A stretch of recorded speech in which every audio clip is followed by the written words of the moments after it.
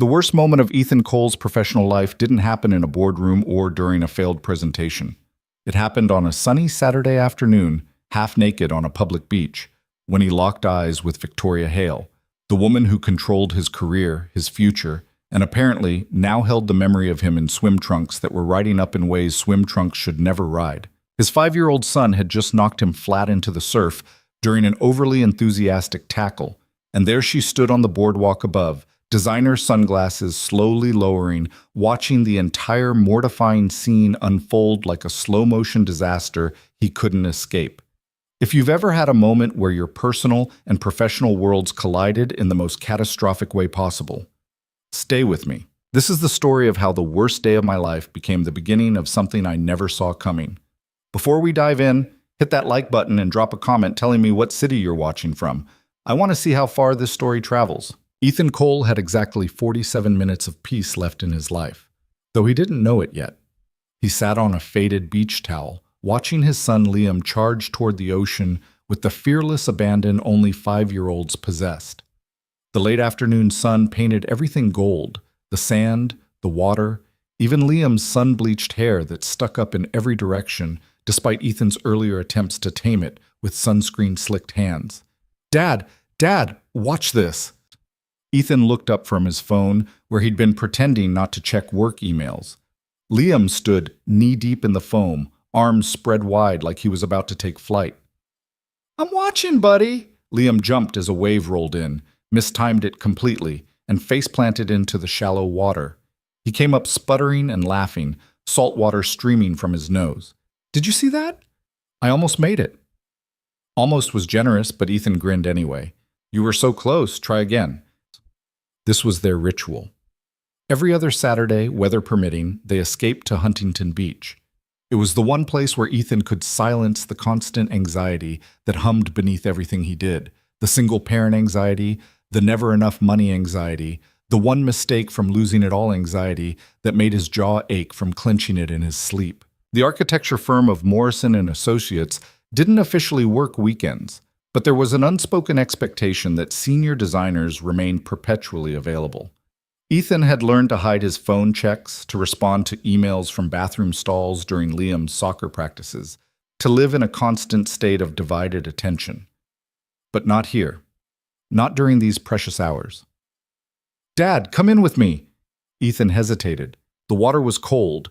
He'd just gotten comfortable, and there was sand in places sand had no business being. But Liam was looking at him with those wide brown eyes, Maya's eyes, and Ethan felt the familiar pang of wanting to be enough for this kid who'd already lost so much. All right, you convinced me." He stood, suddenly self-conscious in his aging swim trunks that had seen better days. At 34, Ethan maintained a runner's build more from stress and skipped meals than any dedicated fitness routine. He wasn't out of shape, but he wasn't the confident 20-something who'd married Maya on a beach not unlike this one, back when the future seemed full of nothing but possibility. The water hit him like a shock, colder than he'd expected. Liam immediately launched into an elaborate game that involved Ethan being a sea monster who had to catch him before he reached the safe zone, which appeared to be an arbitrary point that kept changing based on how close Ethan got. "You can't get me, I'm too fast." "Oh yeah?" Ethan lunged forward, exaggerating his movements. "The sea monster is gaining on you!" Liam shrieked with delight and darted sideways. Another wave came in, bigger than the others. Ethan saw it coming and braced himself, but Liam didn't notice. The water hit the boy from behind, knocking him forward. Ethan's dad instincts kicked in before thought. He dove forward, arms outstretched, managing to catch Liam before he went under. But his momentum carried them both down into the churning foam. Sand and salt water filled Ethan's mouth. His knee scraped against something sharp, a shell or a rock. Liam's elbow caught him directly in the stomach, forcing out what little air he had left. They surfaced together, a tangle of limbs and coughing. Liam clung to him, still laughing despite having just nearly drowned. "Again! Let's do that again!" "Absolutely not!" Ethan hauled them both toward shallower water, his heart still racing. "That's enough ocean adventures for one day." "But Dad!" "I said no, Liam." The sharpness in his voice surprised them both. Liam's face fell, and Ethan immediately felt like garbage. He softened his tone, running a hand through his son's wet hair. I'm sorry, buddy. I didn't mean to snap. I just got scared when that wave hit you. How about we dry off and get some ice cream instead? Liam's expression brightened instantly. Chocolate? Whatever flavor you want. Crisis averted. They headed back toward their towel, Ethan already mentally calculating whether he could afford the ice cream and still make rent on time. Probably. Maybe. He'd figure it out. That's when he saw her. Victoria Hale stood on the wooden boardwalk about 30 feet away, partially obscured by the crowd but unmistakable. Even in casual clothes, white linen pants and a navy blouse that probably cost more than Ethan's monthly grocery budget, she radiated the same commanding presence she brought to the Morrison and Associates office every day. She was the firm's vice president of design, brought in 18 months ago to elevate the company's vision and competitive edge. In practice, that meant she'd systematically dismantled every comfortable routine the design team had established, implemented metrics for measuring creativity, and made it clear that job security was a privilege, not a right. Ethan had survived 2 rounds of layoffs under her watch. He'd seen talented designers, some with 15 years at the firm, cleaned out their desks after projects she deemed insufficient. She was brilliant, ruthless, and absolutely terrifying. And she was looking directly at him. Their eyes met across the beach. Ethan froze, suddenly hyper-aware of every aspect of his appearance. His swim trunks, old and faded, had ridden up from the tumble in the surf, creating a situation that was technically legal but deeply unfortunate. His hair was plastered to his head. Sand clung to his chest and stomach.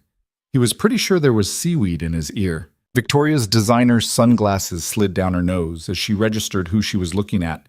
Her expression didn't change, but Ethan saw the recognition flicker across her face. This couldn't be happening.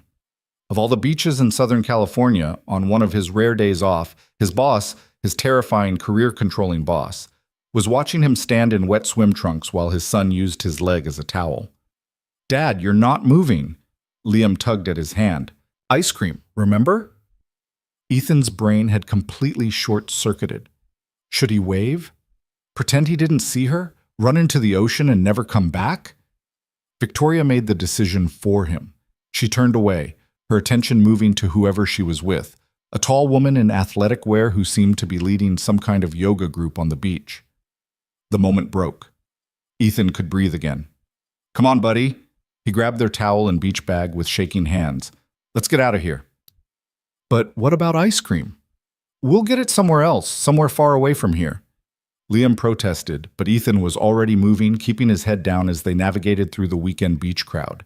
His mind raced through catastrophic scenarios. Would she mention this at work? Would Monday morning bring some subtle comment that let him know she'd seen him at his absolute worst? Would this become office gossip, the story of how she'd caught Cole looking like a drowned rat playing with his kid? Worse, would she somehow use this against him? It seemed paranoid, but Victoria Hale didn't do anything without strategic purpose. If she could find an angle, she would. They made it to the parking lot without incident. Ethan wrestled Liam into dry clothes in the back of his 10-year-old Honda Civic, trying to avoid the sandy footprints that already covered every surface. His hands were still shaking as he buckled Liam into his car seat. "You okay, Dad?" "You look weird." "I'm fine. Just tired." "You always say that." Ethan didn't have a response. He closed the door and walked around to the driver's side, risking one glance back at the beach. Victoria was nowhere to be seen. Maybe she'd forget about it. Maybe it didn't matter. Maybe he was overreacting to a random encounter that meant nothing. Even as he thought it, Ethan knew better. Nothing involving Victoria Hale was ever random, and nothing ever meant nothing. He drove home in silence, listening to Liam chatter about the waves and the sand, and how next time he wanted to bring a boogie board. The familiar streets of their Costa Mesa neighborhood passed by. Modest houses with chain-link fences, cars parked on front lawns, the kinds of places where people like Ethan could almost afford to live. Their rental house sat at the end of a cul-de-sac, a small 2-bedroom with a yard that was more dirt than grass. Ethan had moved them here after Maya died, needing something cheaper than their old apartment, somewhere with enough space for Liam to run around, but not so much space that Ethan felt overwhelmed by the emptiness. "Can we watch a movie?" Liam asked as they headed inside. "Sure, you pick while I shower." Ethan stood under the hot water longer than necessary, washing away the salt and sand and the lingering embarrassment of the beach encounter. By the time he emerged, Liam had chosen some animated film about talking cars that they'd already seen at least 20 times. They settled on the couch together, Liam tucked under Ethan's arm, a bowl of popcorn balanced between them. This was good. This was what mattered. Not awkward beach encounters or demanding bosses, just him and his kid, safe and together. His phone buzzed. Work email. Ethan ignored it. Saturday night was off limits. Whatever it was could wait until Monday. It buzzed again and again. Dad, your phone's dancing. With a sigh, Ethan checked the screen. 3 emails from Victoria Hale, all marked urgent, all sent within the last 10 minutes. His stomach dropped. The subject lines were innocuous. Monday meeting agenda, project milestone review, personnel update. But Victoria didn't send personal emails on weekends unless something was very wrong or very right. And in Ethan's experience, very right wasn't really in her vocabulary. He opened the first email with trembling fingers. Ethan, I need to discuss some organizational changes that will affect your team. Please plan to arrive Monday at 7:30 a.m. for a private meeting in my office. V. Hale. The second email contained a project review with several of his recent designs highlighted. The notes weren't negative exactly, but they weren't positive either. Phrases like needs refinement and missed the conceptual mark jumped out at him. The third email was the worst. Also, we should talk about work-life balance expectations and professional boundaries. See you Monday. V. Hale. Professional boundaries. She'd seen him at the beach, seen him with Liam, and somehow this was going to become a conversation about his commitment to the firm, about whether he could really be a serious designer while also being a single parent, about whether Morrison and Associates had room for people who had lives outside the office. Ethan set his phone down with carefully controlled movements, not wanting to alarm Liam. On the screen, animated cars raced around a track. His son laughed at a joke Ethan had missed entirely. Buddy, I need to work for a little while. Can you keep watching the movie? But you said, I know what I said. I'm sorry. This is important. The disappointment on Liam's face cut deep, but Ethan was already moving toward his home office, a converted closet where he'd crammed a desk and his work computer.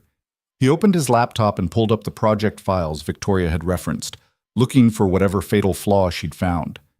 The designs looked fine to him, better than fine. He'd put weeks into the commercial development proposal, balancing client requirements with aesthetic innovation. The renderings were clean, the concepts solid, the presentations polished. But if Victoria wanted to find problems, she'd find them. That was her gift, seeing flaws invisible to everyone else, then using them to prove why her vision was superior. Ethan worked until after midnight, revising and refining, trying to anticipate every possible criticism. His eyes burned from staring at the screen. His coffee had gone cold hours ago. From the living room, he could hear the TV still playing. He found Liam asleep on the couch, still waiting for his dad to come back. The sight made Ethan's chest ache. He carried his son to bed, tucking him in with the stuffed elephant that had been Maya's last gift to him. Liam stirred but didn't wake, his small body curling automatically around the worn toy. I'm sorry, Ethan whispered. I'm trying my best here. But was his best enough? For Liam, for his job, for any of it? Back in his closet office, Ethan continued working through the night, making changes that probably didn't matter, polishing details that Victoria likely wouldn't notice, doing anything he could to avoid thinking about Monday morning and what that meeting might bring. When dawn started to lighten the sky, he finally closed his laptop. He hadn't slept. He'd barely moved. His back ached from hours in the cheap office chair. Sunday passed in a fog. Ethan tried to be present for Liam.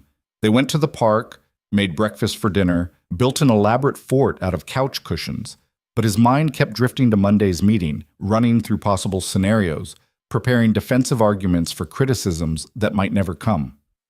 You're doing it again, Liam said during dinner. Doing what? Going away in your head. Mom used to say that. The casual mention of Maya hit Ethan like a physical blow. Liam rarely talked about her anymore, and when he did, it was always these matter-of-fact observations that somehow hurt worse than crying. I'm sorry, buddy. I'm here. I'm listening. Are you sad about work? How did 5-year-olds see right through everything? A little bit, but it's going to be okay. That's what you said when Mom died, but it wasn't okay. Ethan had no response to that, because Liam was right. It hadn't been okay. Losing Maya to a drunk driver when Liam was just 3 hadn't been okay. The grief, the struggle, the sheer impossibility of being both parents to a traumatized toddler while trying to keep his career from collapsing hadn't been okay. It still wasn't okay. He'd just gotten better at pretending. You're right, Ethan said finally. Sometimes grown-ups say things are okay when they're not, but I'm trying to make things better. Can you trust me on that? Liam considered this with the seriousness he brought to all important matters. Okay, but will you play the card game with me? The one where we match the animals? Absolutely. They played until bedtime, and for a little while, Ethan forgot about Victoria Hale and Monday meetings and professional boundaries. There was just the simple joy of watching his son's face light up when he made a match, of hearing him laugh when Ethan pretended to forget where the elephants were. But when Liam was asleep and the house was quiet, the anxiety came rushing back. Monday morning arrived with cruel punctuality. Ethan dropped Liam at school early, and during his son's protests about missing breakfast with his friends. The drive to the Morrison and Associates building in Newport Beach took 40 minutes in traffic, giving Ethan plenty of time to rehearse conversations that would never happen the way he imagined. The office occupied the top 3 floors of a gleaming glass tower overlooking the harbor. Ethan had once found it inspiring. The floor-to-ceiling windows, the open workspace concept, the casual luxury that suggested creative freedom. Now it just felt like a very expensive cage. He arrived at 7:20, 10 minutes early for his execution. Victoria's office was on the top floor, a corner suite with views that probably cost more in annual rent than Ethan made in salary. Her assistant's desk sat empty. It was too early even for the dedicated staffers who usually arrived at dawn. Ethan knocked on the partially open door at exactly 7:30. Come in. Victoria sat behind a desk that looked like it had been carved from a single piece of marble. Everything about her workspace screamed precision. The perfectly aligned monitors, the color-coded filing system, the complete absence of personal items that might suggest she had a life outside this building. She looked up as he entered, and for a moment Ethan saw something flicker across her face. Uncertainty? Embarrassment? It was gone before he could identify it. Sit down, Ethan. He sat in one of the uncomfortable modern chairs across from her desk, the kind designed to keep meetings short. His mouth was dry. His hands felt clammy. I'll get straight to it, Victoria said. I saw you at the beach on Saturday. Here it comes, Ethan thought. The conversation about professionalism, about how his personal life was affecting his work, about how Morrison and Associates needed people who could commit fully to the firm's vision. I know, he said. I'm sorry if... Stop. Victoria held up one hand. You're sorry? For what exactly? For existing outside this office? For having a child? For being at a public beach on your day off? Ethan blinked. This wasn't the script he'd prepared for. I thought you might think it was unprofessional. Why would I think that? Because you emailed me 3 times Saturday night about work issues and professional boundaries. Victoria's expression shifted. Not quite embarrassment, but something close to it. She looked down at her desk, her fingers drumming once against the marble surface. Those emails weren't about the beach, she said quietly. They were about me trying not to think about the beach. I don't understand. She stood abruptly, walking to the window. The morning sun cut sharp angles across her face. When she spoke again, her voice had lost some of its usual commanding edge. I saw you playing with your son. You looked happy, genuinely happy, and it occurred to me that I couldn't remember the last time I saw that kind of joy in this office. In myself. She turned back to face him. The emails were me deflecting from a very uncomfortable realization about the culture I've created here. Ethan sat frozen, unable to process this sudden vulnerability from a woman he'd only ever seen as an ice fortress in designer suits. I brought you here this morning to apologize, Victoria continued.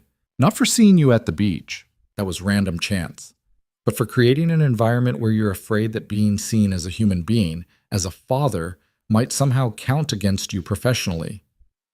Thank you? It came out as a question because Ethan genuinely didn't know how else to respond. Victoria almost smiled. Almost. You're wondering if this is a trap? The thought crossed my mind. It's not, though I understand why you'd think so. She returned to her desk but didn't sit, instead leaning against it with her arms crossed. I want to ask you something, and I need you to be honest. Do you like working here? The question caught Ethan off guard. Yes? I mean, it's a good firm, great projects. That's not what I asked. I asked if you like it, if you wake up excited to come here, if this place makes you better or just more anxious. Ethan's carefully constructed professional mask cracked. Can I answer that without it affecting my job security? Yes. Then no, I don't like it. I'm terrified every single day that I'm going to make a mistake that costs me everything. I work from home after my son goes to bed because I'm afraid that leaving at 5:30 makes me look uncommitted. I check emails during his soccer games. I've missed parent-teacher conferences for meetings that could have been emails. The words poured out before he could stop them. I'm good at my job, but this place is slowly killing me, and I can't even quit because I have a 5-year-old who depends on me. The silence that followed was deafening. Then Victoria did something Ethan had never seen before. She laughed, not cruelly, but with genuine, almost bitter amusement. Well, she said, at least you're honest. I'm probably fired now, aren't I? No, Ethan, you're not fired. She sat down, her expression shifting into something thoughtful. But you are going to help me fix this. Fix what? This culture. This expectation that people sacrifice their lives for marginally better profit margins. I built this system and I'm going to dismantle it. But I need input from people who are actually living under it. Ethan stared at her. Is this really happening? It is. And it started because I saw you at the beach with your son, and I realized that in 18 months here, I've never once asked about anyone's life outside these walls. I don't know anyone's children's names. I don't know who has aging parents or hobbies or dreams beyond their next promotion. She met his eyes directly. That's not leadership. That's tyranny. With all due respect, why the sudden change of heart? Victoria was quiet for a long moment. When she spoke, her voice was softer than Ethan had ever heard it. Because I saw the way your son looked at you, like you were his entire world, and I realized that no one in my life has ever looked at me that way, and they never will, because I've spent 20 years building professional empires instead of human connections. She straightened, regaining some of her usual composure. I'm not expecting sympathy. I made my choices, but I can make different choices going forward. Ethan didn't know what to say. This conversation had gone so far off the rails from what he'd expected that he felt like he was in an alternate dimension. So what happens now? He asked. Now? Now you go do your actual job without fear that taking lunch or leaving on time will end your career. And tomorrow, you come to a team meeting where we're going to start implementing some changes around here? Just like that? Just like that. Victoria pulled up something on her computer. Also, I'm approving a raise for you. Your work has been consistently excellent, and that should be recognized financially, not just verbally. Ethan's heart started pounding. How much of a raise? She named a figure that would mean he could actually save money each month instead of barely scraping by. I don't know what to say. Say you'll help me make this place somewhere people actually want to work. I can do that. Victoria nodded, and for the first time since Ethan had known her, she looked almost uncertain. There's one more thing, okay? Your son, at the beach. What's his name? Liam. Liam, she repeated as if testing the word. He looked like a good kid. He is, the best. It must be hard, doing it alone. The sudden sympathy in her voice caught Ethan off guard. His throat tightened unexpectedly. Some days are harder than others, I'm sure. So Victoria stood, signaling the meeting was over. Go on. I'll see you tomorrow morning. Ethan stood on shaky legs. As he reached the door, he turned back. Victoria? She looked up from her computer. Thank you for whatever this was. She gave him a small, genuine smile that transformed her entire face. You're welcome. And Ethan? Your son is lucky to have you. He left her office in a daze, barely remembering the elevator ride back to his floor. His coworkers were starting to arrive, filling the open workspace with the usual Monday morning energy. Marcus Chen, the designer who sat across from Ethan, looked up as he approached. "How'd the execution go?" "What?" "Your early meeting with Hale. Everyone figured you were getting canned." "I'm not fired. I got a raise." Marcus stared at him. "You what?" "And she wants me to help her change the office culture." "Okay, now I know you're messing with me." But Ethan wasn't. The email confirming his raise came through an hour later, followed by a company-wide announcement about a mandatory meeting Tuesday morning to discuss structural improvements to work-life balance policies. The office buzzed with speculation. Victoria Hale didn't do work-life balance. Victoria Hale did late nights and weekend availability and performance metrics that made people cry in the bathroom. Ethan kept his head down and tried to focus on work, but his mind kept replaying the morning's conversation. The vulnerability in Victoria's voice when she'd talked about seeing him with Liam. The sudden shift from Ice Queen to someone almost human. He left at 5:30, for the first time in months not feeling guilty about it. He picked up Liam from after-school care, made dinosaur-shaped chicken nuggets for dinner, and actually played 3 rounds of the animal matching game without checking his phone once. "You're not sad about work anymore," Liam observed as they cleaned up the cards. "No, buddy, I'm not." "Good. Sad dad isn't as fun." Ethan pulled his son into a hug, overwhelmed by a sudden rush of gratitude. For this kid, for the unexpected beach encounter, for Victoria Hale's surprising humanity, for the possibility that maybe, just maybe, things were about to get better. Later that night, after Liam was asleep, Ethan stood on his small back patio, looking up at the stars barely visible through the orange glow of city lights. His phone sat inside, silent for once. Tomorrow would bring new challenges, new complications. But tonight, for the first time in a long time, Ethan felt something like hope. The worst moment of his professional life might just have become the catalyst for something better. He just didn't realize yet how much better it was going to get. Tuesday morning arrived with the kind of nervous energy that made everyone at Morrison and Associates move a little faster, speak a little quieter. The mandatory meeting was scheduled for 9, and by 8:30 the main conference room was already packed with designers, project managers, and support staff who'd learned that arriving late to anything Victoria Hale organized was career suicide. Ethan sat near the back, trying to make himself invisible. Despite Victoria's reassurances, he couldn't shake the feeling that yesterday's conversation had been some kind of fever dream. People didn't change overnight. Certainly not people like Victoria Hale. Marcus slid into the seat beside him, coffee in hand.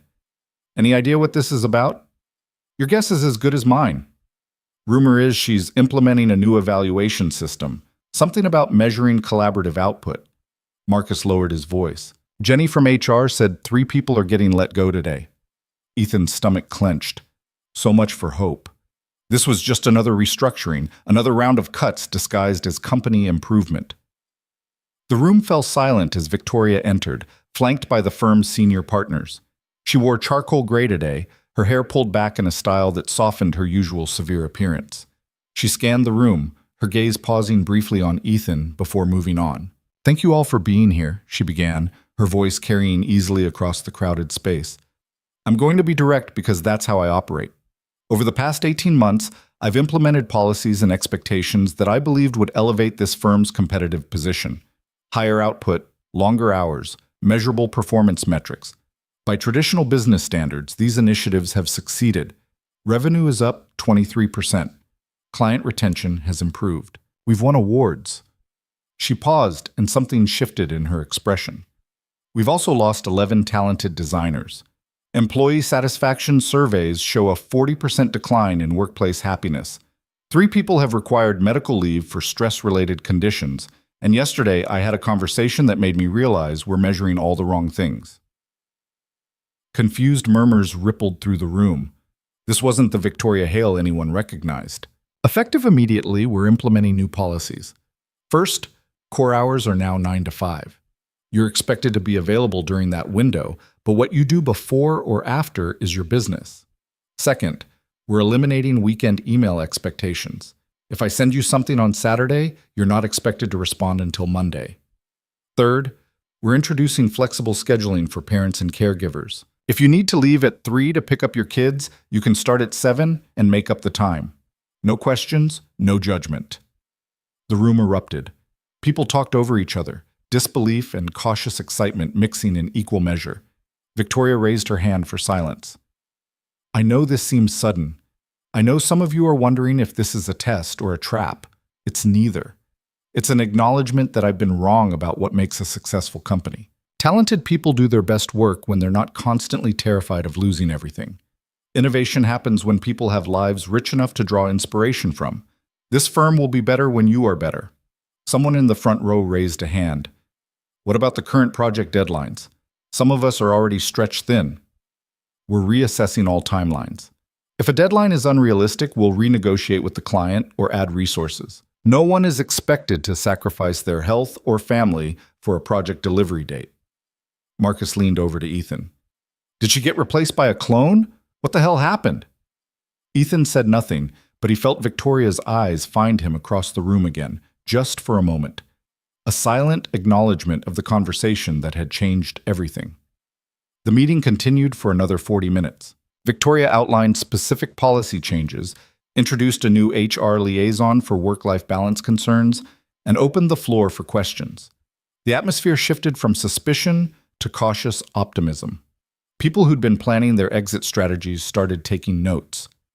As the meeting dispersed, Victoria caught Ethan's eye and gave a subtle nod toward her office. He felt his colleagues watching as he separated from the group, probably assuming he was getting special attention for some unknown reason. The speculation would be vicious. He climbed the stairs to the top floor, his heart rate picking up with each step. Victoria's assistant was at her desk now, a sharp-eyed woman named Patricia who guarded access to Victoria like a dragon protecting treasure. She's expecting you, Patricia said without looking up. Go on in. Victoria stood at her window, looking out over the harbor. She didn't turn as Ethan entered. Close the door. He did, then waited, uncertain whether to sit or stand. That was harder than I expected, she said quietly. Admitting I was wrong in front of 70 people. You handled it well. Did I? She turned to face him. Half of them think I've lost my mind. The other half are waiting for me to revert to form. Give them time. People don't trust change when it seems too good to be true. Victoria crossed to her desk, picking up a small wrapped box. I have something for you, for Liam, actually. Ethan blinked. I'm sorry, what? After you left yesterday, I couldn't stop thinking about what you said, about missing his soccer games, his parent-teacher conferences, about how this place was slowly killing you. She held out the box. This doesn't fix that, but it's a start. Ethan took the box with trembling fingers. Inside was a children's book, beautifully illustrated, about a father and son who build a treehouse together. The inscription on the inside cover read, For Liam, may your dad always have time to build amazing things with you. VH. His throat tightened. Victoria, I don't know what to say. You don't have to say anything. I just wanted you to know that I heard you, really heard you. She sat down, gesturing for him to do the same. I never had that, you know. A parent who showed up. Mine were brilliant, successful, completely absent. I thought that was normal, the trade-off for achievement. It doesn't have to be. I'm starting to understand that. She pulled up something on her computer. I want to show you the revised project timeline for the Riverside development. I've extended the deadline by 3 weeks and assigned 2 additional designers to support your team. You shouldn't have to work nights to make this happen. Ethan looked at the new schedule, relief flooding through him. This is manageable. Actually, manageable. That's the point. Victoria leaned back in her chair, studying him. Can I ask you something personal? Sure. Your son's mother, you mentioned doing this alone. Is she? She died 3 years ago. Drunk driver ran a red light. The words still felt surreal, even after all this time. Victoria's expression softened in a way Ethan had never seen. I'm so sorry.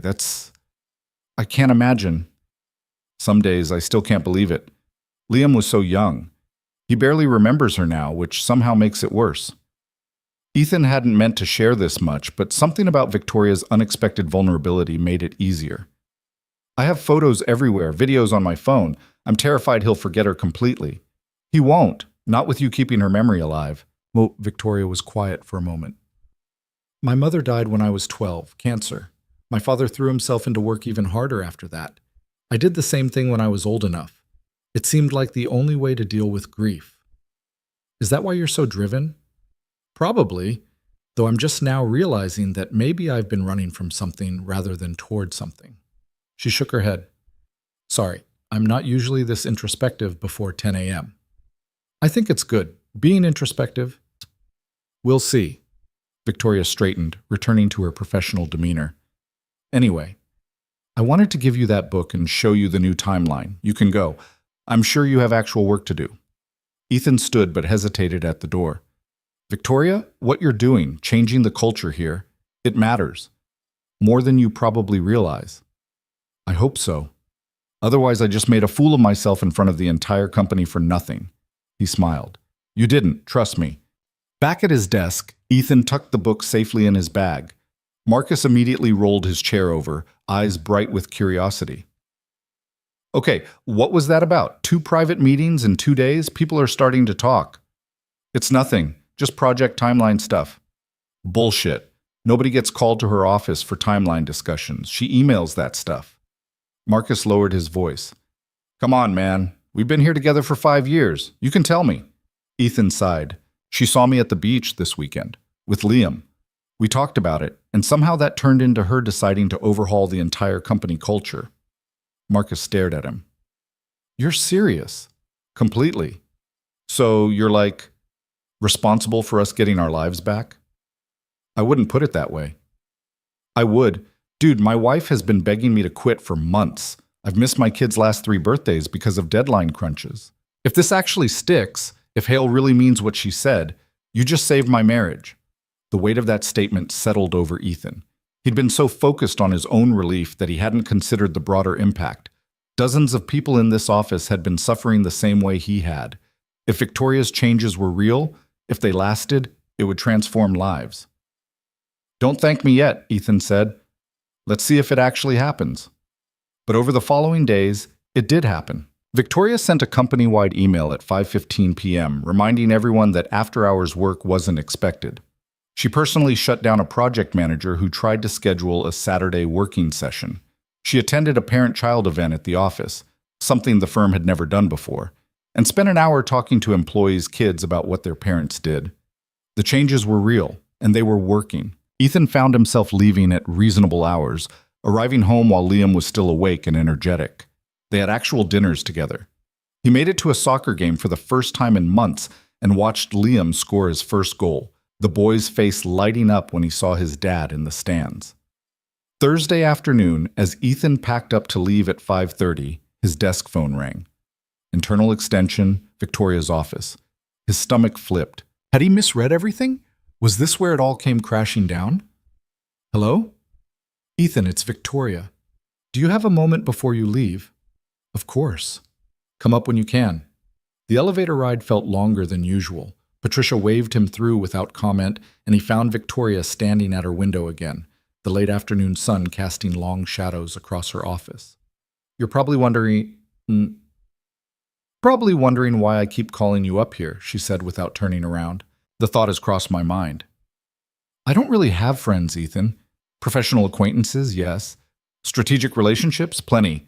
But actual friends who know me as a person rather than a position, those don't exist. She finally turned to face him. I'm not asking you to be my therapist or my confidant, but you're the only person in this building who's seen me be vulnerable, and somehow that makes talking to you easier. I'm honored, I think? She laughed softly. You can say it's weird. It is weird. It's a little weird, Ethan admitted. But I don't mind, if it helps. It does. Victoria gestured to the chairs by her window, not the uncomfortable meeting chairs, but actual comfortable seating that Ethan had never noticed before. I wanted to ask how Liam liked the book. Ethan sat down, surprised by the question. He loved it. We've read it every night this week. He wants to build a treehouse now. Are you going to? I have no idea how to build a treehouse, but I'll figure it out. Victoria smiled, and again, Ethan was struck by how different she looked when she let her guard down. Younger. Less burdened. My father never built anything with me, she said. He was always too busy, too important. I used to think that was admirable, his dedication to his work. Now I just think it's sad. It's not too late, to do things differently. For me? I think it might be. I'm 42, divorced, no children. My life is this office and the empty condo I go home to. That doesn't have to be forever. Doesn't it? Victoria's voice carried a hint of bitterness. I've optimized myself for professional success at the expense of everything else. You can't just flip a switch and suddenly have a life. No, but you can start building one. Small steps. She was quiet for a long moment, looking out at the harbor where boats moved in slow patterns across the darkening water. What does that look like? Small steps? I don't know. Leave work at a reasonable hour. Take up a hobby. Talk to people about things that aren't work-related. Ethan hesitated, then pushed forward. Accept that you deserve to have a life outside this building. Do I, though? After everything I've put people through here? Yes. You're making it right. That counts for something. Victoria met his eyes, and Ethan saw something raw there. Loneliness. The kind that came from years of isolation disguised as strength. Thank you, she said quietly, for being honest with me. Most people just tell me what they think I want to hear. Most people are afraid of you. Are you? Ethan considered this. A week ago, the answer would have been an unequivocal yes. Now? Not as much as I was. Good. Fear is exhausting for everyone involved. Victoria stood, signaling the end of their conversation. Go home to your son. Build that treehouse, even if it's a disaster. He'll remember the effort. Ethan left feeling oddly protective of this woman who'd terrified him for 18 months. Underneath the Ice Queen exterior was someone who'd sacrificed everything for success and was only now realizing the cost. The next morning, Friday, Ethan arrived to find a small package on his desk. Inside was a book about building tree houses with a sticky note in Victoria's precise handwriting. So it's slightly less of a disaster. VH. Marcus peered over his shoulder. Hale is sending you gifts now. Man, what is happening? I think she's trying to figure out how to be human. Well, it's working. Did you see the email about the summer hours program? Half-day Fridays starting next month. I don't even know who this person is anymore. Ethan smiled but said nothing. He knew exactly who this person was. Someone who'd seen something at a beach that made her question everything she'd built, and who was brave enough to tear it down and start over. The day passed quickly. Ethan made real progress on the Riverside project, unencumbered by the usual anxiety about impossible deadlines. He laughed with Marcus about a client's absurd request for something modern but timeless, edgy but accessible, unique but familiar. He left at 5 without guilt. At pickup, Liam ran toward him with his usual enthusiasm, already talking about his day before Ethan could even unbuckle him from the aftercare area. We learned about space. Did you know Jupiter is made of gas? Like, the whole thing. And Mrs. Peterson said we might take a field trip to the Science Center, but only if everyone behaves, and Tommy never behaves, so we probably won't get to go, but I'm going to behave super hard anyway. Breathe, buddy, Ethan laughed. One thing at a time. At dinner, actual home-cooked dinner, not the usual rushed tacos or pizza, Liam studied him with serious eyes. You're different now. Different how? You smile more. You don't look at your phone when I'm talking. Did something good happen? Out of the mouths of 5-year-olds. Yeah, I think something good happened. Work got better. Because of the lady at the beach? Ethan nearly choked on his water. What? The pretty lady you saw. The one who made you all nervous. Did she make work better? How did you? I didn't tell you about that. Liam shrugged. I have eyes, Dad. You got all weird and wanted to leave right away. Plus you kept checking your phone after, and you only do that when you're worried about work stuff. When did you get so observant? I'm 5, not stupid. Ethan couldn't help but laugh. Yes, actually, the lady from the beach did help make work better. She's my boss, and we talked about some things, and she decided to change how the company works. Is she nice? I think she's trying to be. She gave you a present, actually. Want to see? He retrieved the treehouse book from his bag. Liam's eyes went wide as he flipped through the illustrated pages. She gave me this? Why? Because she thought we might like to build a treehouse together. Can we, please? I promise I'll clean my room and do all my homework, and Yes, we can try. I've never built one before, so it might be terrible. That's okay. We'll figure it out together. That's what Mom used to say, right? When stuff was hard. The casual mention of Maya still caught Ethan off guard, still made his chest tight. Yeah, buddy, that's exactly what she used to say. They spent the evening reading the treehouse book together, Liam pointing out features he absolutely had to have: a rope ladder, a telescope, a secret compartment for treasures. Ethan made notes, already mentally calculating costs and trying to remember if he even owned tools beyond a basic hammer. Later, after Liam was asleep, Ethan sat on his back patio with a beer, looking at the sad excuse for a tree in their backyard. It was scraggly and leaning slightly, barely substantial enough to support a birdhouse, let alone a treehouse. But Liam wanted one, and somehow that made it worth figuring out. His phone buzzed, a text from an unknown number. This is Victoria. I got your number from HR. Hope that's not too forward. I wanted to thank you again for this week, for being honest with me and helping me see things differently. Enjoy your weekend with Liam. Ethan stared at the message. His boss was texting him. His terrifying boss, who was slowly becoming something else, something he couldn't quite define. He typed back, "Not too forward. Thank you for the book. Liam is already planning a treehouse that would put most houses to shame. Hope you have a good weekend too." The response came quickly. "Send me photos when you build it. I'd like to see how it turns out." "Will do." Ethan set his phone down, smiling despite himself. A week ago, his life had been barely controlled chaos, held together by anxiety and determination. Now he had reasonable work hours, a raise, and his boss was asking for treehouse photos. The weekend passed in a blur of research and measurements and Liam's endless enthusiasm. They made a Home Depot run on Saturday, Liam insisting on pushing the cart and helping pick out supplies. Ethan had no idea what half of them did, but the employee who helped them seemed confident it would work. Sunday afternoon found them in the backyard, Ethan studying instructions while Liam handed him tools. "This one, Dad?" "That's a wrench, buddy. I need the screwdriver." "They all look the same." Welcome to construction. Progress was slow and occasionally backwards. Ethan had to disassemble and rebuild the support platform twice. He nearly fell off the ladder. Liam got bored and wandered off to play with the neighbor's dog, then came back with renewed energy just when Ethan was ready to give up. By evening, they had something that vaguely resembled a treehouse. It was crooked.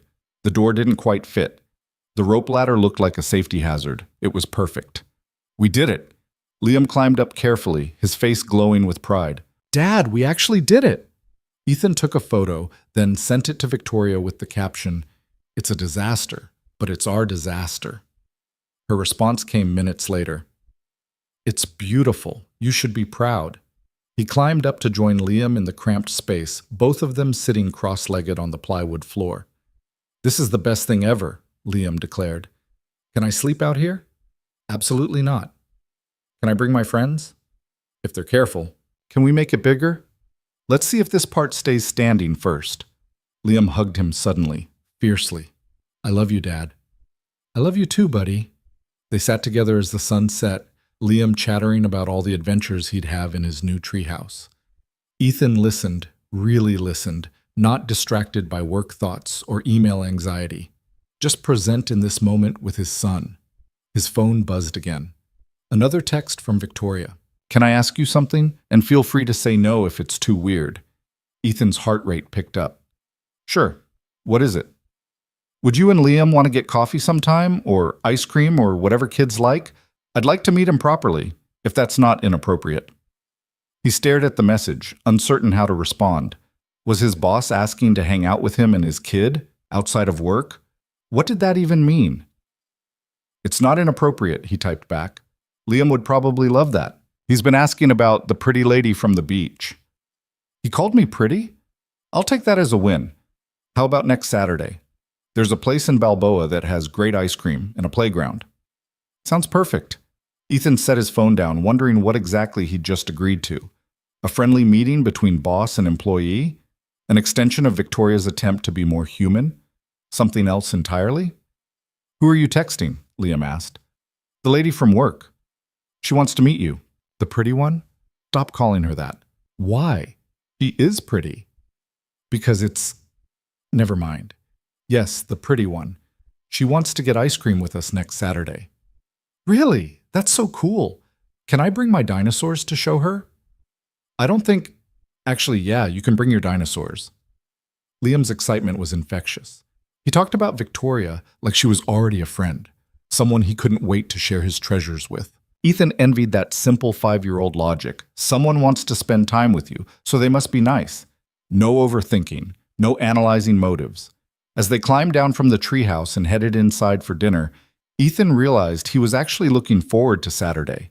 Not with anxiety or obligation, but with genuine curiosity about who Victoria Hale was when she wasn't being the vice president of design. The week crawled by. Work continued its new, healthier rhythm. Ethan left on time every day. He made Liam's soccer practice. He even went out for drinks with Marcus on Thursday, something he hadn't done in over a year. Okay, I have to ask, Marcus said over his second beer. What's the deal with you and Hale? And don't give me the "it's nothing" line again. There's no deal, we just talk sometimes. About what? Work, life. She's going through some stuff, figuring things out. And she chose you as her confidant? No offense, man, but why? Ethan shrugged. Wrong place, wrong time. Or right place, right time. I haven't decided which. She's single, you know. Divorced about 5 years ago. No kids. Why are you telling me this? Because you get this look on your face when you talk about her, like you're trying to solve a puzzle. She's my boss, Marcus. That's all. If you say so. Marcus grinned. But for the record, if my terrifying boss suddenly became human and started texting me about weekend plans, I'd be confused as hell, too. Saturday arrived with perfect Southern California weather. Ethan spent an embarrassing amount of time picking out clothes that looked casual, but not too casual, like he'd made an effort, but not too much effort.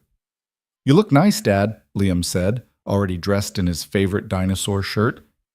Thanks, buddy. You ready? I've been ready for hours. They drove to Balboa, Liam clutching his favorite toy dinosaurs and talking non-stop about all the things he wanted to tell Victoria. Ethan's stomach churned with nerves he couldn't quite explain. Victoria was already there, sitting on a bench near the ice cream shop. She wore jeans and a simple white blouse, her hair down instead of pulled back. Ethan barely recognized her. Hi, she said, standing as they approached. She looked as nervous as Ethan felt. Hi, this is Liam.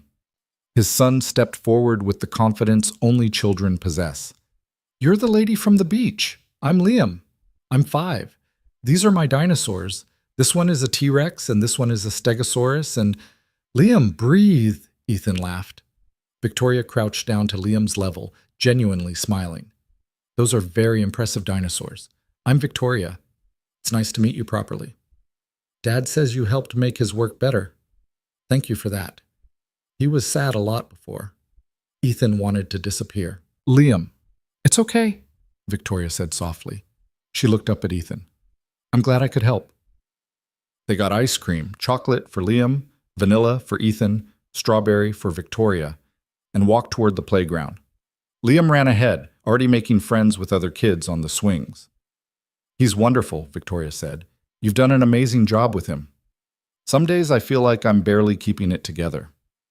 That's called being a parent. From what I can see, you're doing better than barely. They sat on a bench watching Liam play. The silence between them felt comfortable rather than awkward. Thank you for inviting us, Ethan said. You didn't have to. I wanted to. After our conversations this week, I realized I don't really know how to do this, the normal human interaction thing. I thought maybe spending time with you and Liam might help me figure it out. Using my kid as a practice run for socializing? Victoria laughed. When you put it that way, it sounds terrible. It's not terrible. It's actually kind of sweet. Look at me, Dad, Liam called from the top of the slide. I'm going down. I'm watching. Victoria watched them with something wistful in her expression. Do you ever wonder what your life would have been like if things had gone differently? All the time. But I try not to dwell on it. This is the life I have. Liam is who matters now. That's a good way to look at it. She was quiet for a moment. I wonder sometimes what I would have been like as a mother, if I would have been any good at it. It's not too late, you know, to have kids. Maybe, but it would require being in a relationship first, and I'm spectacularly bad at those. You're not bad at this, Ethan said, gesturing between them. Whatever this is. Victoria turned to look at him, her expression unreadable. What is this, Ethan? I don't know. Friendship? Can we be friends? Given the power dynamic? I think we're already there, whether it's conventional or not. She smiled. Fair point. Liam returned, breathless and happy, climbing onto the bench between them. Can we come back here again? This is the best day. Victoria looked at Ethan, raising an eyebrow. He nodded slightly. Absolutely, she said to Liam. We can make this a regular thing if you want. Yes, every Saturday. Let's start with some Saturdays and see how it goes. As the afternoon faded into evening, Ethan realized something had shifted. Victoria wasn't just his boss anymore. She was becoming part of his life in a way he hadn't anticipated and couldn't quite define. The boundaries were blurring, and for once that didn't terrify him. It felt like the beginning of something. He just wasn't sure what. The following Monday brought an unexpected delivery to Ethan's desk. A small package wrapped in brown paper, his name written in Victoria's distinctive handwriting across the front. Marcus noticed immediately, rolling his chair over before Ethan could even open it. Another gift from the VP? This is getting interesting. It's probably just work stuff. But Ethan's hands trembled slightly as he unwrapped it. Inside was a framed photo. The picture he'd sent her of the treehouse, printed and matted in simple black wood. A note card tucked into the frame read, "For your desk. A reminder that some of the best things we build are imperfect. Thank you for Saturday. Liam made my week. V." Ethan set it on his desk, beside the photo of Liam he'd kept there for years. The two images sat side by side, and something about that felt significant in a way he couldn't quite articulate. Just work stuff, huh? Marcus said knowingly. She's being nice, that's all. Uh-huh. And I'm sure it's just a coincidence that she's transformed into a completely different person since you two had your mysterious beach encounter. Drop it, Marcus. But his friend wasn't entirely wrong. Over the past 2 weeks, Victoria had become almost unrecognizable. She remembered people's names, asked about their weekends, actually listened when they talked. The office atmosphere had shifted from tense and competitive to something approaching collaborative. More personally, she and Ethan had fallen into an easy pattern of communication. Text messages about work that somehow always veered into conversations about life. Quick check-ins that turned into longer discussions. She'd started asking his opinion on policy changes, genuinely wanting to know how they'd affect people on the ground level. Wednesday afternoon, Victoria called him to her office again. Ethan had lost count of how many times he'd made this trip over the past few weeks, but the nerves had faded into something closer to anticipation. "Close the door," she said when he entered. She looked troubled, her usual composure slightly fractured. "Everything okay?" "I got a call from corporate this morning. They're impressed with the productivity numbers since the policy changes. They want me to present the new model to other regional offices." She didn't sound happy about it. "That's good, isn't it? Validation that you were right?" "It means traveling. A lot. Chicago, New York, Seattle. They want me to do a whole tour, show other VPs how to implement similar changes. You don't want to go." Victoria looked at him, and the vulnerability in her expression caught him off guard. "I just figured out how to have something resembling a life here. Saturday with you and Liam was the first time in years I've done something purely for enjoyment, not networking or career advancement. And now they want me to spend the next 2 months on the road, living in hotels, eating every meal alone. Can you say no?" "Technically, yes. Practically? This is the kind of visibility that leads to bigger opportunities. Saying no would be career suicide." She walked to her window, arms crossed. "A month ago, I would have jumped at this. Now I'm sitting here trying to figure out how to decline without destroying everything I've built." Ethan moved to stand beside her, looking out at the same view she spent so much time contemplating. "What do you want, Victoria? Not what's smart or strategic. What do you actually want?" "I want to stay here. I want to keep having coffee with Patricia in the mornings and learning everyone's kids' names. I want to have Saturday ice cream with you and Liam." Her voice dropped to almost a whisper. "I want to keep building this new version of my life instead of running away from it." "Then tell them that. It's not that simple." "Why not? You're Victoria Hale. You just revolutionized an entire company culture because you decided it needed to change. If anyone can push back on corporate expectations, it's you. She turned to look at him, and Ethan saw something shift in her expression. When did you become so confident? Around the same time you became human. He smiled. We're a bad influence on each other. Maybe the best kind of bad influence.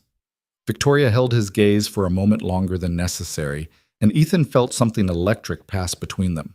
Something that had been building since that first beach encounter, growing stronger with every conversation, every shared moment. She looked away first, clearing her throat. I'll think about it. The corporate thing. Thank you for listening. Anytime. As Ethan turned to leave, Victoria called after him. Wait, there's something else. He paused at the door. The firm's annual gala is next month. Formal event, networking, the usual corporate circus. I'm expected to attend with a guest. She seemed to be choosing her words carefully. Would you consider going? As my colleague, obviously. Someone who understands what we're trying to build here. Ethan's heart rate kicked up. You want me to be your date to the company gala? Not a date. A professional companion. That sounds even worse. Victoria laughed, the tension breaking. Okay, yes, it sounds terrible, but I'd really like you there. These events are usually excruciating, and having someone there who I can actually talk to would make it bearable. You can say no. I won't be offended. Ethan knew he should say no. Every rational part of his brain screamed that this was crossing lines that shouldn't be crossed. But looking at Victoria, really looking at her, seeing past the executive armor to the lonely woman underneath, he couldn't find it in himself to refuse. I'll need to find a babysitter for Liam. Is that a yes? It's a yes. Her smile was worth whatever complications might follow. That evening, Ethan called his neighbor Mrs. Chen, a retired teacher who occasionally watched Liam when Ethan had evening obligations. She agreed enthusiastically, having heard all about the nice lady from the ice cream place from Liam's endless chatter. Dad, why do you need a babysitter? Liam asked over dinner. I have to go to a work party next month. Can I come? It's an adult thing, buddy, boring speeches and fancy food you won't like. Is Victoria going to be there? Ethan paused, fork halfway to his mouth. Yeah, she'll be there. Are you going together like a date? It's not a date. We're just going to the same event. But you're going together, Liam insisted with 5-year-old logic. That's what a date is. You and Mom used to go on dates together. The mention of Maya made Ethan's chest tighten. It's different, Liam. Why? Because Victoria's my boss. It's a work thing. But you like her, right? You smile when you talk about her. Ethan set down his fork, studying his son's open, curious face. When had Liam gotten so perceptive? Yes, I like her. She's become a friend. Mom would want you to have friends. She told me that before she died. She said to make sure you didn't get too sad and lonely. The words hit Ethan like a physical blow. He'd known Maya was preparing Liam as best she could in those final weeks, but he hadn't realized the conversations had gone that deep. She said that? Yeah. She said you were really good at taking care of everyone else, but not so good at letting people take care of you. She made me promise to help you remember to be happy. Ethan stood abruptly, needing to move, to do something with the emotion suddenly overwhelming him. He pulled Liam into a tight hug. You're doing a great job with that promise, buddy. The absolute best job. Later that night, after Liam was asleep, Ethan found himself looking through old photos of Maya. She'd been so vibrant, so full of life, even at the end when the cancer treatments were destroying her. In one photo, she was laughing at something off camera, her hand on her pregnant belly. In another, she held newborn Liam, exhausted and radiant. Would she really want him to move forward, to find connection with someone new? Or was he betraying her memory by even entertaining the possibility of feelings for Victoria? His phone buzzed. A text from Victoria. Thank you for agreeing to the gala. I know it's probably awkward, but it means a lot to me. Ethan typed back, It's not awkward. I'm looking forward to it. Liar. But I appreciate the sentiment. How's Liam? Asleep, after asking me very pointed questions about whether you and I are dating. What did you tell him? That we're friends. He wasn't entirely convinced. Smart kid. There was a pause, then. Are we friends, Ethan? Or is this something else? Ethan stared at the message, his thumb hovering over the keyboard. The honest answer terrified him. Yes, they were friends. But it was also becoming something else, something neither of them had named, something that made his stomach flip when she smiled and made ordinary conversations feel weighted with meaning. I don't know what we are, he typed, but I like whatever this is. Me too. That scares me a little. Me too. Good night, Ethan. Good night, Victoria. The next few weeks passed in a blur of work and increasingly personal conversations with Victoria. She decided to decline the corporate tour, crafting a diplomatic response about needing to maintain the momentum of the cultural changes at Morrison and Associates. The decision clearly cost her something, but she seemed genuinely at peace with it. Their Saturday ice cream outings became a regular fixture. Sometimes they went to Balboa, sometimes to other local spots. Liam adored Victoria, and the feeling appeared to be mutual. She listened to his endless stories with genuine interest, remembered details about his favorite dinosaurs, even brought him small gifts, a glow-in-the-dark star map, a book about paleontology. "You're spoiling him," Ethan said after the third gift. "Is that a problem?" "Not for him, but I don't want him to expect what? That people who care about him will show it?" Victoria's expression softened. "Ethan, I'm not trying to buy his affection or replace anyone. I like making him happy. Is that so wrong?" "No, it's actually really sweet. I just worry about what happens if—" He trailed off, unable to finish the thought. "If what? If I disappear from your lives?" Victoria set down her coffee. They were sitting on a bench near the harbor while Liam fed seagulls in the distance. "I'm not going anywhere. Whatever this is between us, friendship or something else, I'm committed to it, to both of you." "That's a big promise." "I don't make promises I can't keep." Ethan wanted to believe her, but he'd learned the hard way that people could be taken away in an instant, that security was an illusion, that counting on anyone was a gamble. As if reading his mind, Victoria said quietly, "I know you lost your wife suddenly. I can't imagine how much that must have affected your ability to trust that people will stay. But I need you to hear me when I say I'm not going anywhere by choice. I've never had this before. Real connection. People I actually care about beyond strategic value. I'm not giving that up." "What are we doing here, Victoria?" Ethan asked, finally voicing the question that had been building for weeks. "What is this?" She was quiet for a long moment, watching Liam chase seagulls. "Honestly, I think we're becoming something that doesn't have a name yet. Something that started as a completely mortifying accident and turned into the most important relationship in my life. I'm your boss." "I know. That makes this complicated." "I know that too." She turned to look at him. "But I'm also a person, Ethan, and you're a person. And somewhere between work emails and treehouse photos and Saturday ice cream, I stopped being able to pretend this was just professional courtesy." Ethan's heart pounded. "So what do we do about it?" "I don't know. Take it slow, be honest with each other, figure it out as we go." Victoria smiled, but there was uncertainty in her eyes. "I've never been good at this part, the personal part.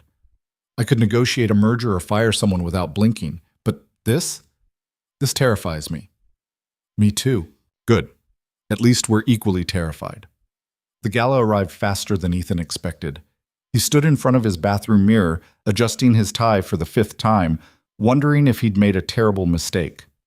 He'd rented a tux, something he couldn't really afford but couldn't bring himself to show up in his old suit, and now he looked like he was playing dress-up in someone else's life.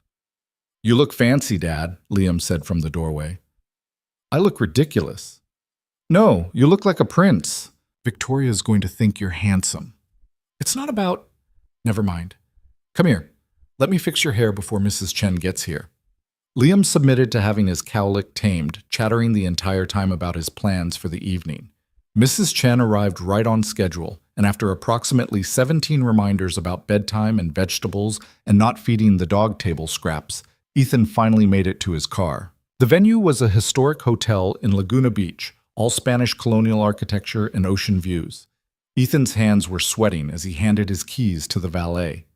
Every person walking into the building looked like they belonged in a magazine spread. He felt like an imposter. Inside, the ballroom was stunning. Crystal chandeliers, floor-to-ceiling windows overlooking the Pacific, round tables decorated with elaborate floral arrangements. Ethan recognized colleagues from work, Senior partners he'd only met in passing, clients he'd seen in meetings. This was a different tier of Morrison and Associates, the world where decisions got made and fortunes changed hands. He spotted Victoria across the room and forgot how to breathe. She wore a navy gown that somehow managed to be both elegant and simple, her hair styled in soft waves that softened her usual severe appearance. She was talking to a group of senior partners, her professional mask firmly in place, but when she saw Ethan, her entire face transformed. She excused herself and walked toward him, and Ethan was acutely aware that people were watching. "You came," she said, and there was genuine relief in her voice. "Did you think I wouldn't?" "Part of me worried you'd come to your senses." She took in his appearance, and something flickered in her eyes. "You look really good. You look incredible." They stood there for a moment, suddenly awkward despite weeks of easy conversation. The change of context, from casual Saturdays to formal gala, seemed to amplify the tension between them. "Come on," Victoria said, touching his arm lightly. "Let me introduce you to some people. Fair warning, most of them are boring as hell." She was right. The next hour was a parade of handshakes and small talk with executives and clients who all seemed to speak in the same corporate language. Ethan smiled and nodded and said appropriate things, but his attention kept drifting to Victoria. The way she navigated the room with practiced ease. The way her laugh sounded different here.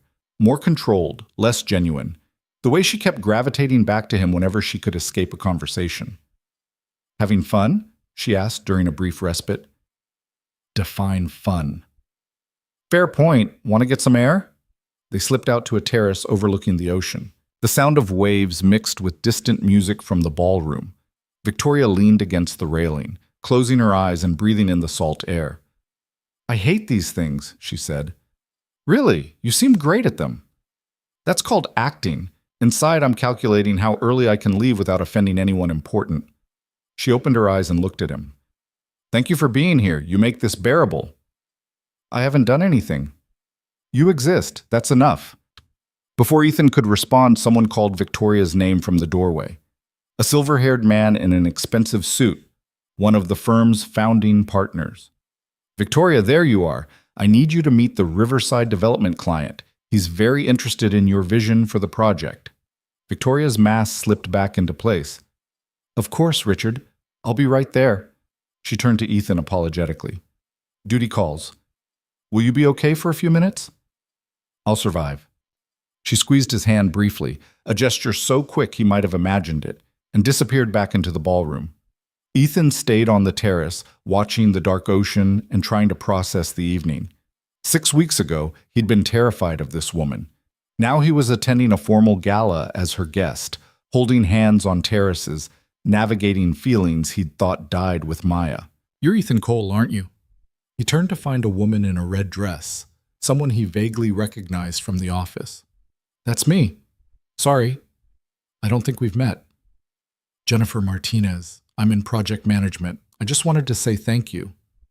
"For what?" "For whatever you did to change Victoria Hale. The office is actually pleasant now. People aren't terrified to take sick days. I got to go to my daughter's dance recital last week without lying about why I needed to leave early." Jennifer smiled. "I don't know what happened, but everyone knows it started with you." "I didn't really do anything." "That's not what I heard, but even if that's true, she clearly values your opinion. So thank you for existing in her orbit. You've made a lot of lives better." After Jennifer left, Ethan stood alone with that statement echoing in his head. He'd spent so much time worrying about his own relationship with Victoria that he hadn't fully absorbed the broader impact. Dozens of people were going home to their families now, living fuller lives, breathing easier. And somehow he'd been part of making that happen. Victoria returned eventually, looking exhausted. "Sorry that took so long. The client wanted to discuss every aspect of the project, and Richard kept volunteering my expertise." "It's okay. I've been enjoying the view." "The ocean or the people watching?" "Both." Ethan hesitated, then said, "Someone thanked me tonight for changing you." Victoria's expression softened. "You did change me. You know that, right? That conversation after the beach? That was the first time in years anyone had been truly honest with me about what I was doing. It woke me up." "I think you wanted to wake up. I just happened to be there when you did." "Always so modest." She moved closer to him, close enough that he could smell her perfume. Can I tell you something? Of course.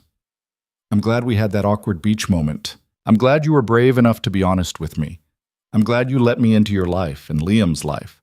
I'm glad we're here right now, even though this party is terrible and my feet hurt from these shoes. Ethan smiled. I'm glad too. They stood there in comfortable silence, the space between them charged with possibility. Ethan wanted to kiss her. The realization hit him suddenly and completely. He wanted to close that final distance, wanted to stop pretending this was just friendship, wanted to acknowledge what they both knew was happening. But before he could gather the courage, Victoria's phone buzzed. She checked it and sighed. I need to make a speech in 5 minutes. Inspirational words about innovation and collaboration. The usual corporate poetry. You'll be great. Stay close. I'll need someone real to look at while I'm spewing buzzwords. I'm not going anywhere. Victoria's speech was exactly what she'd predicted. Corporate language about synergy and forward-thinking strategies. But Ethan caught moments of genuine passion when she talked about work-life balance and supporting employees as whole people. She was speaking to the room, but she kept finding his eyes, and he understood that parts of the speech were really for him. The evening wound down slowly. More networking, more forced conversations, more champagne that Ethan barely touched. Finally, around 11, Victoria found him again.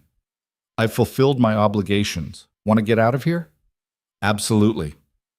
They said goodbyes to the necessary people and escaped to the parking lot. Ethan had driven himself, but Victoria had been brought by a company car that had long since left. I can give you a ride home, Ethan offered. That would be wonderful.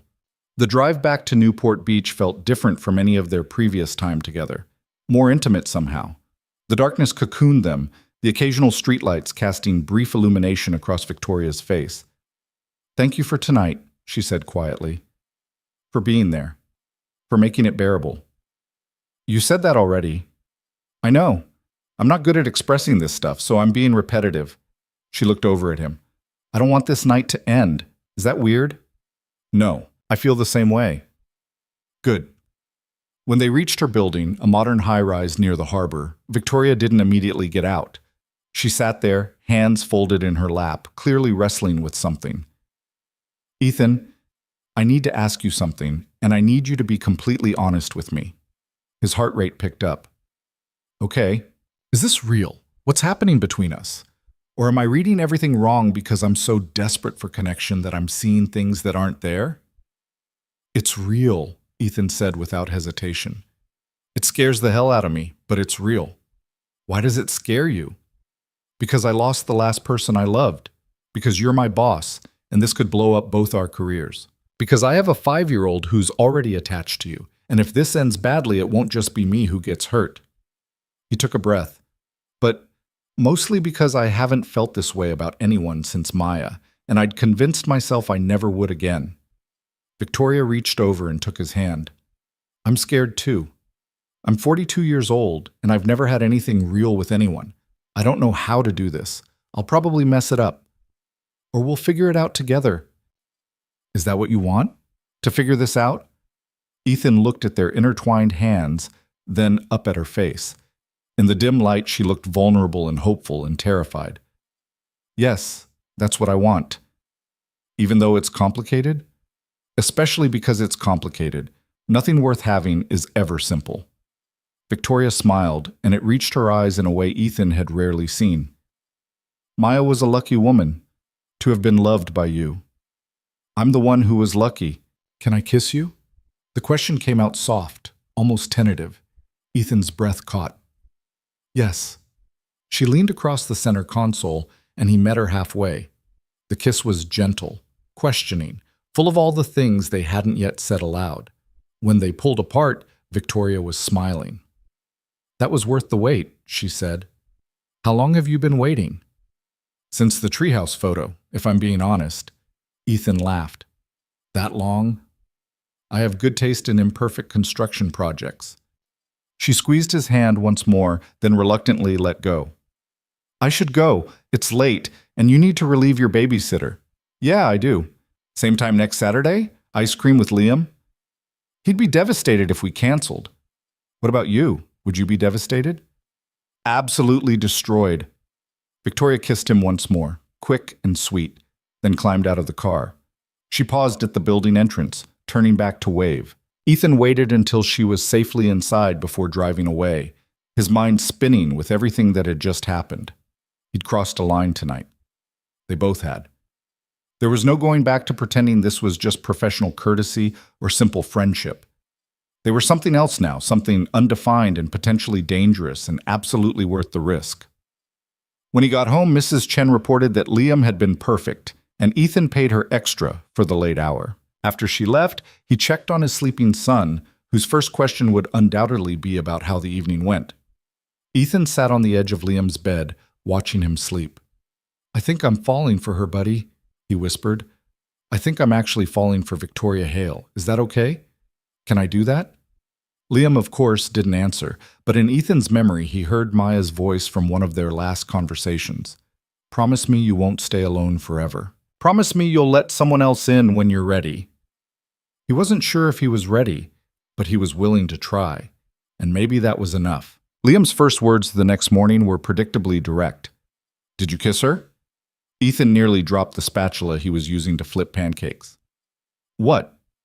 "Victoria, did you kiss her at the fancy party?" Liam sat at the kitchen table in his dinosaur pajamas, looking far too knowing for a 5-year-old.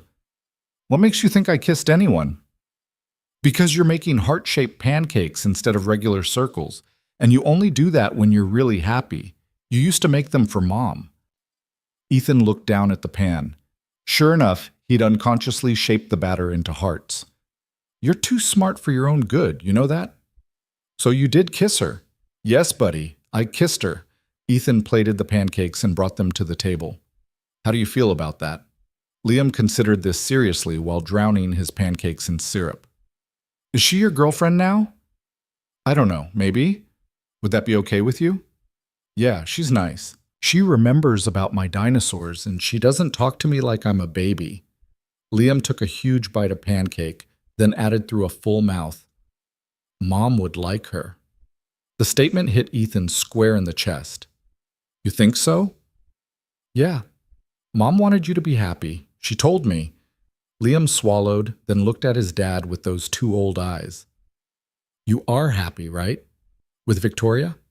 "I think I am. It's still new and kind of scary, but yeah, I'm happy." "Good. Can we still have ice cream with her on Saturdays?" "Absolutely." "Then it's okay." If only adult relationships were that simple, Ethan thought. But he appreciated his son's blessing more than Liam could possibly understand. Monday morning arrived with a new kind of nervousness. Everything had changed on Saturday night. The kiss, the admission of feelings, the crossing of that final professional boundary. Ethan had no idea how to navigate seeing Victoria at work now, how to separate the woman he'd kissed from the vice president who controlled his career. He needn't have worried. Victoria handled it with the same deliberate care she brought to everything else. At work, she was professional, friendly, but appropriate, maintaining the boundaries that kept office gossip at bay. But there were small moments that felt like secret messages meant only for him. A smile that lasted a beat too long. A hand that brushed his shoulder when she passed his desk. A text during his lunch break that just said, "Thinking about Saturday." Marcus, however, was not fooled. "Something happened at the gala," he said on Tuesday afternoon, rolling his chair into Ethan's space. "You've been smiling at your computer all day like it's telling you jokes." "I'm just in a good mood." Uh-huh. This wouldn't have anything to do with the fact that Hale has been floating around the office like she won the lottery? I hadn't noticed. "You're a terrible liar." Marcus lowered his voice. "Look, man, I'm happy for you. Whatever's happening, it's clearly good for both of you. Just be careful, okay? Office romances are tricky, and when one person has power over the other's career, it can get messy fast." "I know. We're being careful." "Are you?" "Because from where I'm sitting, you're both terrible at hiding how you feel." Ethan's stomach dropped. Is it that obvious? To someone who knows you? Yeah. To everyone else? Probably not yet. But it will be. Marcus's expression softened. "I'm not saying don't do this. I'm saying think about how you're going to handle it when people find out. Because they will." The conversation stayed with Ethan all day. He and Victoria had been so focused on figuring out their feelings that they hadn't discussed the practical realities of dating when she was his boss. How would they handle it at work? Would she need to recuse herself from decisions about his career? Would people accuse him of sleeping his way to better projects? That evening, after Liam was in bed, Ethan called Victoria. They'd fallen into a pattern of late-night phone calls, talking about everything and nothing until one of them fell asleep. "Hey," she answered, and he could hear the smile in her voice. "I was just thinking about you." "Good thoughts, I hope." "The best. What's up?" "We need to talk about work, about how this is going to work when we're there." Victoria was quiet for a moment. "You're right. I've been avoiding that conversation because I don't want to think about the complications." Marcus pointed out today that we're not exactly subtle about how we feel. He's worried people will figure it out and it'll become a problem. It probably will become a problem eventually. Office relationships always do. She sighed. "I should recuse myself from any decisions about your career advancement, your raises, your performance reviews. We should keep physical distance at work, no private meetings unless absolutely necessary or with witnesses present." That sounds clinical. It is, but it's also necessary if we want to avoid accusations of favoritism or inappropriate conduct. Her voice softened. "I don't want to give anyone ammunition to hurt you, Ethan. Your career matters, and I won't let this jeopardize it." "What about your career? You have more to lose than I do." "I'm aware, but I'm also at a point where I care less about climbing higher and more about actually living. If I have to choose between career advancement and this, whatever this is with you, I choose this." The declaration made Ethan's heart race. "You can't mean that." "I absolutely mean it. I've spent 20 years sacrificing everything for professional success. It got me a corner office and an empty life. You and Liam, what we're building together, that's real. That matters." She paused. "But that doesn't mean I want to be reckless about it. We should be smart, careful, at least until we figure out what this is and where it's going." "So we're really doing this? Trying to make this work despite all the complications?" "Do you want to?" "Yes, more than I've wanted anything in a long time." "Then we're doing this." Victoria's voice carried a smile. "Just promise me something." "What?" "Promise me you'll tell me if it ever feels like too much. If the complications outweigh the good. I need to know you won't just suffer through this to be polite." I promise. Same goes for you." "Deal." They talked for another hour about logistics and boundaries and how to navigate the impossible situation they'd created. By the time they hung up, Ethan felt simultaneously more anxious and more certain. This wasn't going to be easy, but nothing worth having ever was. The next Saturday brought their usual ice cream outing, but this time felt different. Liam knew about the kiss, and his enthusiasm for Victoria had somehow intensified into full-blown matchmaking mode. "Dad says you're his girlfriend now," Liam announced as soon as Victoria sat down with her strawberry cone. Victoria's eyes went wide, finding Ethan's. He shrugged helplessly. "Did he now?" she said carefully. "Yep. He made heart pancakes. He only does that when he really likes someone." Liam licked his chocolate ice cream thoughtfully. "Are you going to live with us?" "Liam," Ethan's face burned. That's way too soon to even think about." But Victoria was laughing, genuine and delighted. "You make heart pancakes? That's adorable." "Don't encourage him." "I'm not living with you guys yet," Victoria told Liam seriously. "Your dad and I are just starting to figure this out, but I like spending time with you both very much." "Okay, but when you do move in, can you bring a dog?" "Dad says we can't have one because our yard is too small, but your apartment probably doesn't even have a yard, so you must really want a dog." "The logic of a 5-year-old, Ethan muttered. They spent the afternoon at the park, Victoria pushing Liam on the swings while Ethan watched, his heart doing complicated things in his chest. She fit into their lives so naturally, like she'd always been meant to be there. Liam adored her. She clearly cared about him, and Ethan was falling harder every day, despite all his attempts to be cautious and reasonable. As the sun started setting, they walked back to the parking lot, Liam between them holding both their hands and swinging back and forth. "This is my favorite thing," Liam declared. "Being with both of you. Can we do this every Saturday forever?" Victoria looked at Ethan over Liam's head and something passed between them. A recognition of what they were building, the family they were slowly becoming. "I'd like that," Victoria said softly. "Me too," Ethan agreed. After dropping Liam at home with Mrs. Chen for the evening, a prearranged babysitting session, Ethan and Victoria went to dinner at a quiet restaurant in Laguna Beach. Their first real date, just the two of them, away from work and parental responsibilities. "I'm nervous," Victoria admitted as they waited for their food. "Isn't that ridiculous? I negotiate million-dollar contracts without breaking a sweat, but sitting across from you at dinner makes my hands shake. If it helps, I'm terrified." "It does help, actually." She reached across the table to take his hand. "Can I tell you something I've been thinking about?" "Always." "I've never had this before. Someone who knows me, really knows me, and still wants to be around me. My ex-husband married the version of me I presented to the world. He was shocked when he discovered I was actually a workaholic control freak with no idea how to be vulnerable." She squeezed his hand. "But you've seen me at my worst and my most uncertain, and you're still here. That means everything to me. You've seen me covered in seaweed with my swim trunks riding up, and you still gave me a raise. I think we're even." Victoria laughed and the tension broke. The rest of dinner flowed easily, conversation jumping from work to Liam to childhoods to dreams they'd given up on and ones they were rediscovering. By dessert, Ethan had forgotten to be nervous. "I want to show you something," Victoria said as they left the restaurant. "My apartment. I know it's fast, but I want you to see where I live, to understand my world a little better." Her building was as impressive as Ethan had imagined. Sleek, modern, dripping with the kind of luxury that came from a VP salary. Her apartment was on the 20th floor, all floor-to-ceiling windows and minimalist furniture that looked expensive and uncomfortable. "It's very you," Ethan said, taking in the space. "Professional, put together, slightly intimidating." "It's sterile," Victoria corrected.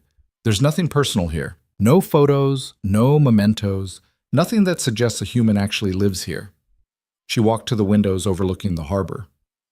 "I bought this place 3 years ago because it was a good investment and close to work. But I've never made it a home.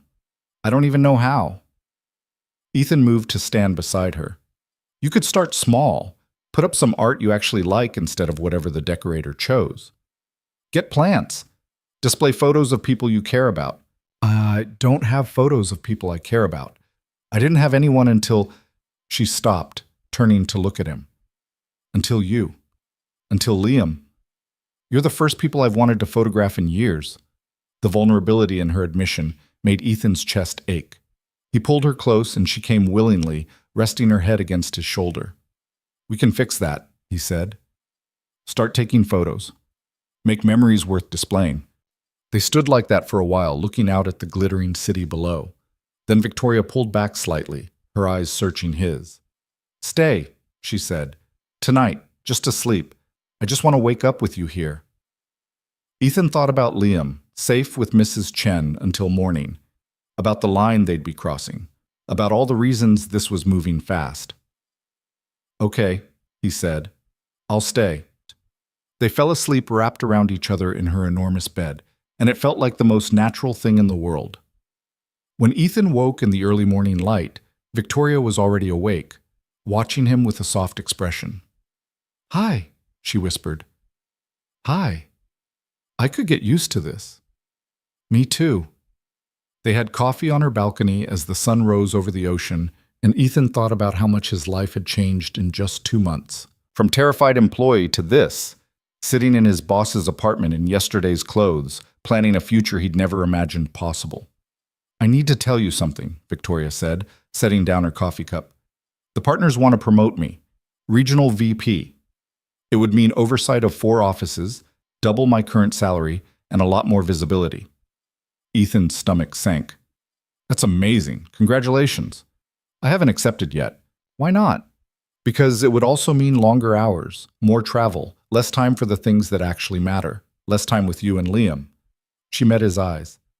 "A few months ago, I would have jumped at this without a second thought. Now I'm sitting here wondering if career advancement is worth giving up Saturday ice cream." "Victoria, you can't turn down a promotion because of us.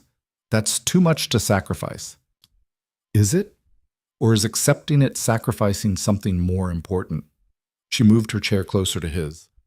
"I'm 42 years old. I've achieved every professional goal I set for myself, and it's left me alone in a sterile apartment with no one to share it with. Maybe it's time to choose differently." But this is your dream. My dream changed. You changed it. Victoria took his hand. I'm not saying I've decided, but I'm saying that for the first time in my life, I'm considering what I want my actual life to look like, not just my career. And what I want includes you, includes being present for the people I care about. Before Ethan could respond, his phone rang. Mrs. Chen's number. His heart jumped. Sorry, I have to take this. Of course. Hello? Ethan? Hi. Everything's fine, Mrs. Chen said quickly. But Liam woke up asking for you, and he's a bit upset. I think he had a nightmare about his mother. Ethan was already standing, gathering his things. I'll be right there, 20 minutes. He hung up and turned to Victoria apologetically. I'm sorry, I have to go. Liam, I heard. Go. He needs you. She walked him to the door, kissing him quickly. Call me later and let me know he's okay. I will. And Victoria? We're not done talking about the promotion. I know. Ethan made it home in 15 minutes, speeding slightly and praying no cops were watching. He found Liam curled up on the couch with Mrs. Chen, his face tear-stained but calming down. Hey, buddy, Ethan said softly, gathering his son into his arms. I'm here. What happened? I dreamed Mom was leaving again. She was getting in a car and I was trying to tell her not to go, but she couldn't hear me. Liam burrowed into Ethan's chest. It felt so real. I know, sweetheart. I know, but it was just a dream. What if I forget what she looked like? What if I forget her voice? Ethan's heart shattered. You won't forget, I promise. We have pictures and videos, and I'll tell you stories about her every day if you want. But it's not the same as having her here. No, it's not. Nothing will ever be the same as having her here. But we have each other, and we have our memories of her, and that's something. They sat together for a long time, Liam gradually calming down while Ethan rubbed his back and murmured reassurances. Mrs. Chen quietly let herself out, and Ethan made a mental note to pay her extra for dealing with the situation so well. Finally, Liam pulled back, wiping his eyes. Is Victoria going to leave too?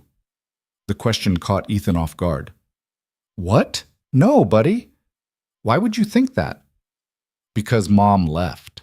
And you're happy with Victoria, but what if something happens to her too? Ethan understood then. It wasn't just about Maya. It was about Liam learning that people you love can disappear, that happiness can be taken away in an instant, that nothing is guaranteed. I can't promise that nothing bad will ever happen, Ethan said carefully. Life doesn't work that way. But I can promise that Victoria cares about us very much, and she's choosing to be in our lives. Every day she's choosing us. But she could still leave. She could, but so could anyone. We can't live our whole lives afraid of losing people. Sometimes we have to be brave enough to love people even when we know it might hurt. Liam considered this with his characteristic seriousness. Like you're being brave with Victoria? Exactly like that? Okay, I'll try to be brave too. Later, after Liam had fallen asleep in Ethan's bed, unwilling to be alone, Ethan called Victoria and told her everything. That poor kid, she said softly, carrying around that kind of fear at 5 years old. I didn't realize how much Maya's death had affected his ability to trust that people will stay. I thought he was too young to fully understand, but he gets it. He gets that people can disappear. What can I do? To help him feel more secure? Just keep showing up. Keep being consistent. That's all any of us can do. Ethan paused. He asked if you were going to leave too. Victoria was quiet for a long moment. What did you tell him? That you're choosing us every day, that you care about us. I am. I do. Her voice was fierce. Ethan, I need you to understand something. I'm not going anywhere, not by choice. I've never been more certain of anything in my life.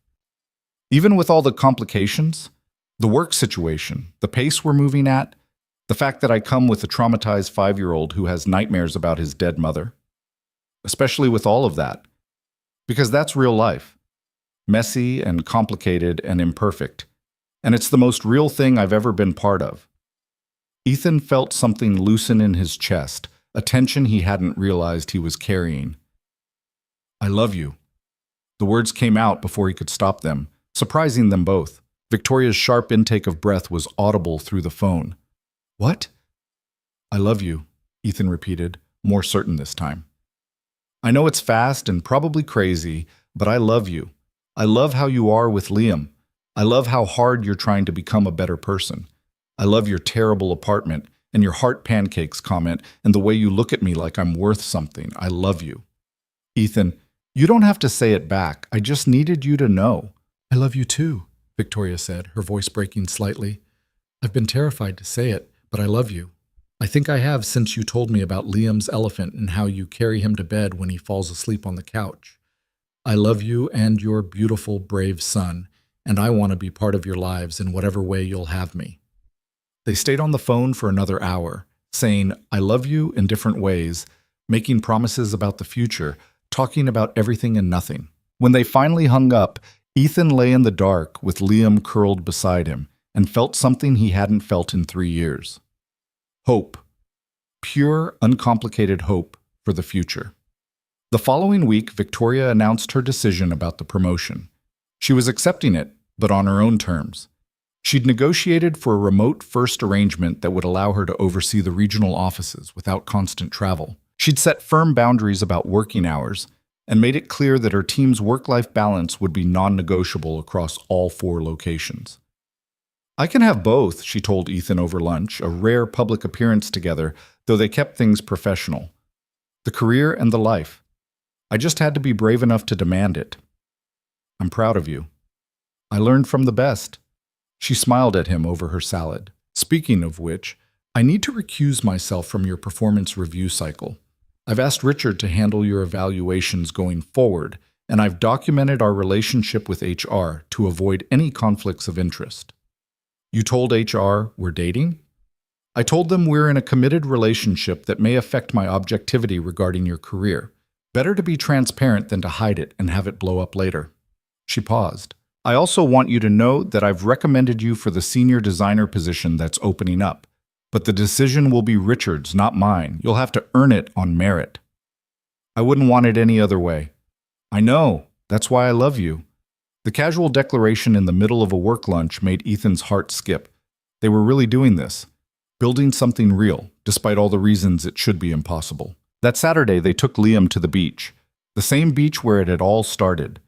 Liam ran toward the water immediately, and Ethan and Victoria followed more slowly, hand in hand. "Hard to believe this is where we began," Victoria said. 2 months ago, you were mortified that I'd seen you in unfortunate swim trunks. I'm still mortified about the swim trunks." "Don't be. They were endearing." She squeezed his hand. "Thank you. For what?" "For being brave enough to be honest with me that day in my office. For letting me into your life. For loving me despite all my sharp edges." Victoria stopped walking, turning to face him. "I was so lost before you, Ethan. I didn't even realize how lost until I found you." "I think we found each other." "Yeah, we did." Liam ran back to them, dripping wet and grinning. "Come play, both of you." They spent the afternoon building sandcastles and jumping waves, and Victoria was right there in the middle of it, not caring that her clothes were getting soaked or that sand was everywhere. She played sea monster with Liam, chased him through the surf, helped him hunt for shells. At one point, Ethan stood back and just watched them together. This woman who'd terrified him, now laughing with his son like she'd been doing it forever. Liam's face was lit up with pure joy, all traces of his recent nightmare forgotten. This is it, Ethan thought. This is what I've been missing. Not just someone to love, but someone who loves us both. Someone who chooses this chaos and calls it home. As the sun started to set, they sat together on their towels, Liam exhausted and happy between them. "Can we come back next week?" Liam asked sleepily. "Absolutely," Victoria said. "And the week after that?" "Every week if you want." "Promise?" Victoria looked at Ethan, then back at Liam. "I promise. I'm not going anywhere, sweetheart. You're stuck with me." Liam smiled and closed his eyes, his head resting against Victoria's shoulder. She wrapped her arm around him naturally, and Ethan's throat tightened with emotion. This was his family now, imperfect, unconventional, built from the ruins of grief and loneliness into something stronger than either of them could have managed alone. The worst moment of his professional life had become the best thing that ever happened to him, and they were just getting started. 3 months into their relationship, reality caught up with them in the form of office gossip. Ethan arrived at work on a Tuesday morning to find Marcus waiting at his desk, expression grave. "We need to talk," Marcus said quietly. "Conference room 3, now." Ethan's stomach dropped. He followed Marcus into the small, glass-walled room, closing the door behind them. "People are talking," Marcus said without preamble, "about you and Hale. Jennifer from accounting saw you two holding hands at that restaurant in Laguna last weekend. She told her team, they told their friends, and now half the office thinks you're sleeping with the VP to advance your career." We're not. Ethan couldn't finish the sentence. Because they were together. And while his career advancement had nothing to do with their relationship, explaining that to people who wanted to believe the worst felt impossible. "I know it's not like that," Marcus said. I've watched this develop. I know it's real, but perception matters, man. And right now the perception is that Victoria Hale is playing favorites with you because you're warming her bed." The crude description made Ethan flinch. "What do I do?" "Talk to her. Figure out how you're going to handle this before it becomes a bigger problem. Maybe one of you needs to transfer to a different office. Maybe you need to make a formal announcement. I don't know, but you can't ignore this and hope it goes away." Ethan spent the morning in a fog, barely able to concentrate on the Riverside project that was approaching its final presentation phase. Every whispered conversation felt like it was about him. Every glance felt judgmental. By lunch, he was ready to quit and find a new job just to escape the scrutiny. His phone buzzed. "Victoria." "My office, please." He climbed the stairs with leaden feet, wondering if she'd heard the same gossip. Patricia wasn't at her desk, and Victoria's door was already open. She stood at her window, arms crossed, looking smaller than he'd ever seen her. "Close the door," she said. Ethan did, his heart pounding.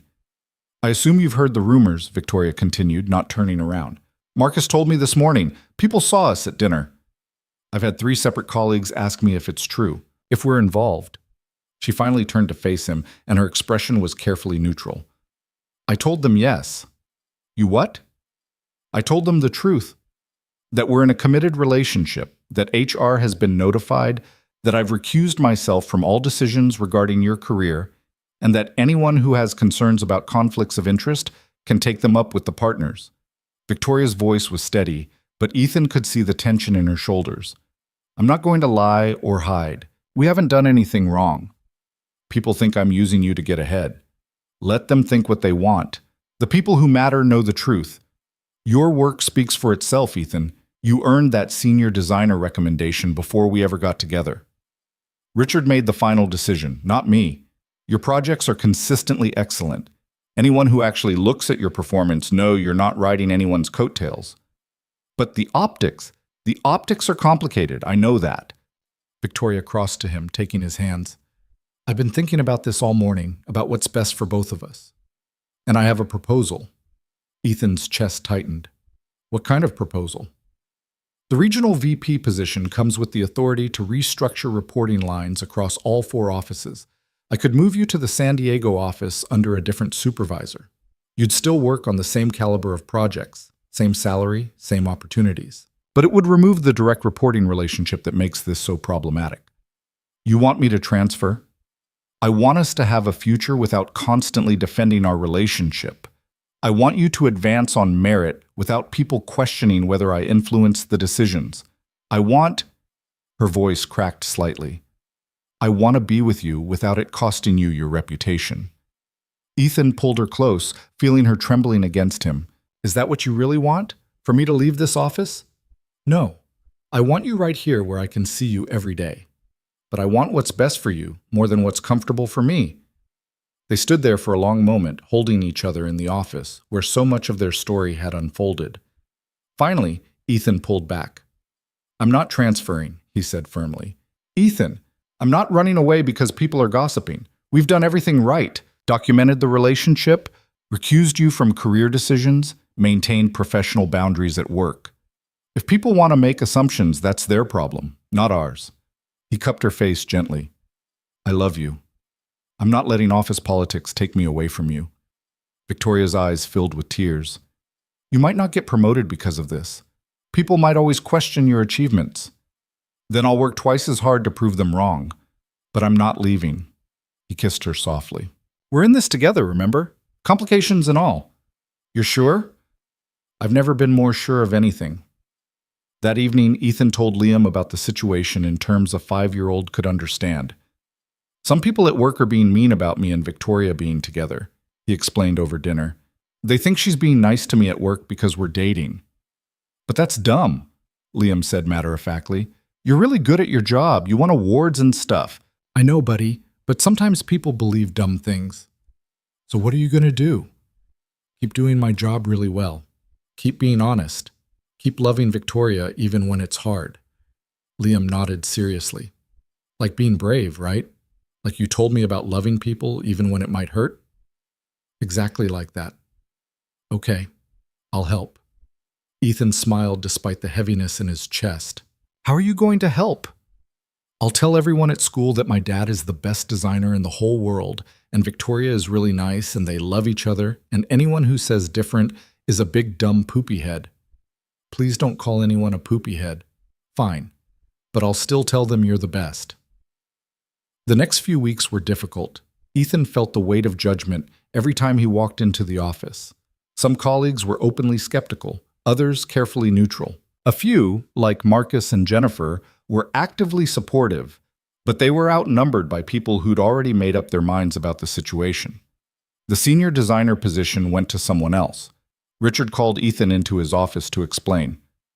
Your work was exceptional, Richard said carefully. Honestly, on merit alone, you should have gotten the promotion. But the partners felt that given your relationship with Victoria, promoting you now would look like favoritism, even though she wasn't involved in the decision. He looked genuinely apologetic. It's not fair, Ethan, but it's the reality of the situation. Ethan absorbed the blow with as much grace as he could muster. I understand. For what it's worth, I pushed back hard. I told them they were punishing you for being honest about your relationship instead of hiding it like most people do, but they're concerned about appearances. Thank you for trying. That night, Ethan sat in his backyard long after Liam had gone to bed, staring at the crooked treehouse and wondering if he'd made the right choice. He could have transferred to San Diego, could have started fresh somewhere without the gossip and the judgment, could have protected his career at the cost of daily proximity to Victoria. His phone rang. Victoria. I heard about the promotion, she said. Ethan, I'm so sorry. It's not your fault. It absolutely is my fault. If we weren't together, you would have gotten it. Maybe. Or maybe I wouldn't have. We'll never know. He took a breath. Are you having second thoughts? About us? Never. But I hate that you're paying the price for my choices. Our choices, Ethan corrected. We chose this together, and I'd choose it again. Even now? Even knowing what it's costing you? Especially now. He looked up at the stars barely visible through the light pollution.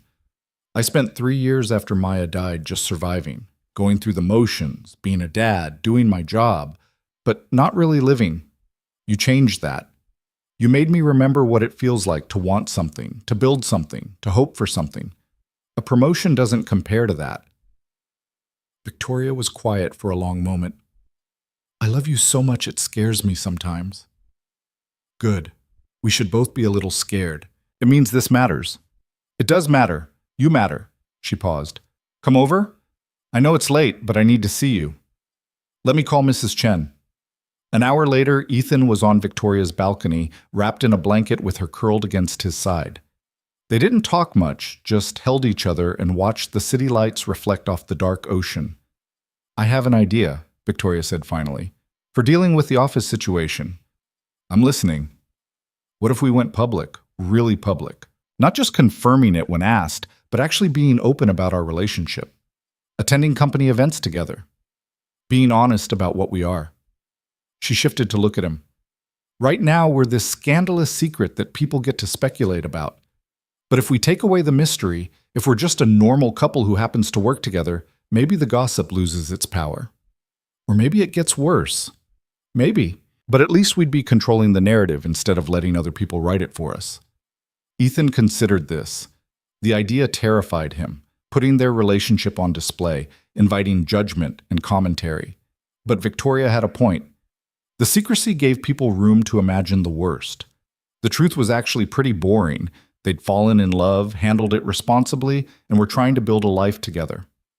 "Okay," he said. "Let's do it." The Morrison and Associates summer picnic was the perfect opportunity. The annual event drew employees and their families to a beachside park for food, games, and mandatory fun. Ethan had planned to bring Liam like he did every year, but this time, Victoria would be joining them. Not as the VP making obligatory appearances, but as Ethan's girlfriend and Liam's friend. The morning of the picnic, Liam was vibrating with excitement. Is Victoria really coming to my work picnic? It's Dad's work picnic, buddy, but yes, she's coming. Can she be on my team for the three-legged race? I think that's already assumed. They arrived early, claiming a picnic table in the shade. Victoria showed up 15 minutes later in casual clothes, jeans and a simple blue top that made Ethan's heart skip. She carried a bag full of beach toys for Liam and a homemade pasta salad that she'd attempted to make herself. "Fair warning," she said as she set it down. "I've never actually made pasta salad before. It might be terrible." "You made this yourself?" Ethan was genuinely touched. "YouTube is a wonderful teacher, though I may have used too much vinegar." Colleagues started arriving, and Ethan watched their reactions when they saw Victoria at his table. Surprise, curiosity, some barely concealed disapproval. Some barely chassing. But Victoria handled it with grace, greeting people warmly, introducing herself to spouses and children, being genuinely present instead of performing executive presence. Marcus arrived with his wife and kids, grinning when he saw the setup. "Look at you two, being all public and adorable." "We're trying something new," Victoria said. "It's called not giving a damn what people think. I love this version of you. So much better than the terror of 18 months ago. That terror got results, though. So does this version, just different results." As the afternoon progressed, something shifted. People saw Victoria playing with Liam, saw how naturally she fit into Ethan's life, saw that this wasn't some sordid office affair, but an actual relationship built on genuine connection. Some colleagues remained skeptical, but others started to soften. Jennifer from accounting approached their table with her daughter. "Liam, right? My daughter Emma is in your grade at school. Do you want to play together?" Liam looked to Ethan for permission, received a nod, and ran off with Emma. Jennifer sat down looking nervous. "I owe you both an apology," she said. "I was one of the people spreading gossip. I assumed the worst without knowing anything about your actual relationship. But watching you today, you're clearly good for each other. And Liam obviously adores you, Victoria. I'm sorry for being judgmental." Victoria smiled warmly. "Apology accepted. I understand why people were skeptical. The power dynamic makes it complicated." "Still, I should have known better." Jennifer glanced at Ethan. "For what it's worth, I think you got screwed on the promotion. Your work on the Riverside project has been exceptional." After Jennifer left, Ethan squeezed Victoria's hand under the table. "See? People can come around. Some people, not everyone. We don't need everyone. Just enough." The three-legged race was exactly as chaotic as expected. Victoria and Liam were terrible at coordination, falling over repeatedly and laughing hysterically every time. Ethan watched from the sidelines with Marcus, his chest warm with affection. "You're happy," Marcus observed. "Yeah, I really am. Even with all the work drama?" "Even with that. Victoria and Liam, they're worth more than any promotion." Ethan watched Victoria help Liam up from their latest fall, both of them covered in grass stains and grinning. "I thought after Maya died that I'd had my chance at love. That trying again would be betraying her memory, but I think she'd be happy for me. For us. I think she would too." As the sun started to set, they walked along the beach, Ethan, Victoria, and Liam. The same ocean that had witnessed their embarrassing first encounter now felt like a witness to something beautiful.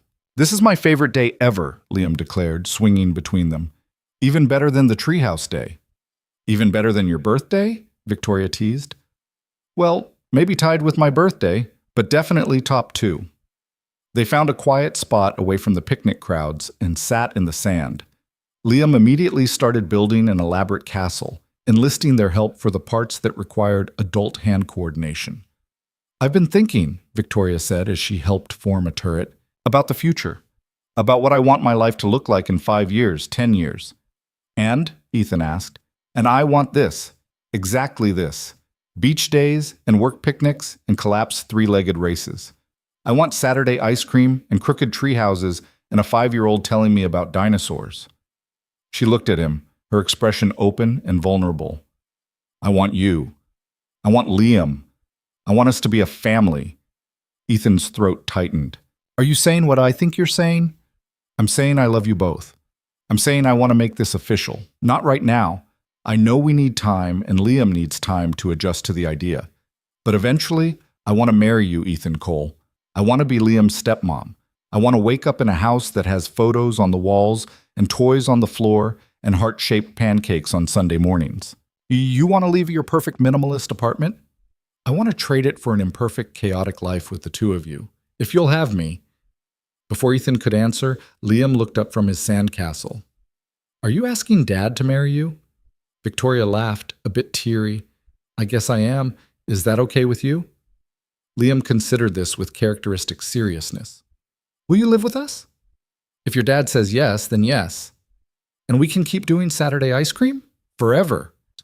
And you'll help with my homework even when it's hard. Even when it's really hard. Okay then, you can marry Dad. Liam went back to his sandcastle as if he hadn't just changed the entire trajectory of their lives. Ethan pulled Victoria close, kissing her while their son built castles beside them. Yes, he said against her lips. Yes to all of it. The marriage, the chaos, the imperfect life.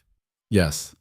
They spent the rest of the evening on that beach, building sandcastles and making plans and watching the stars emerge overhead.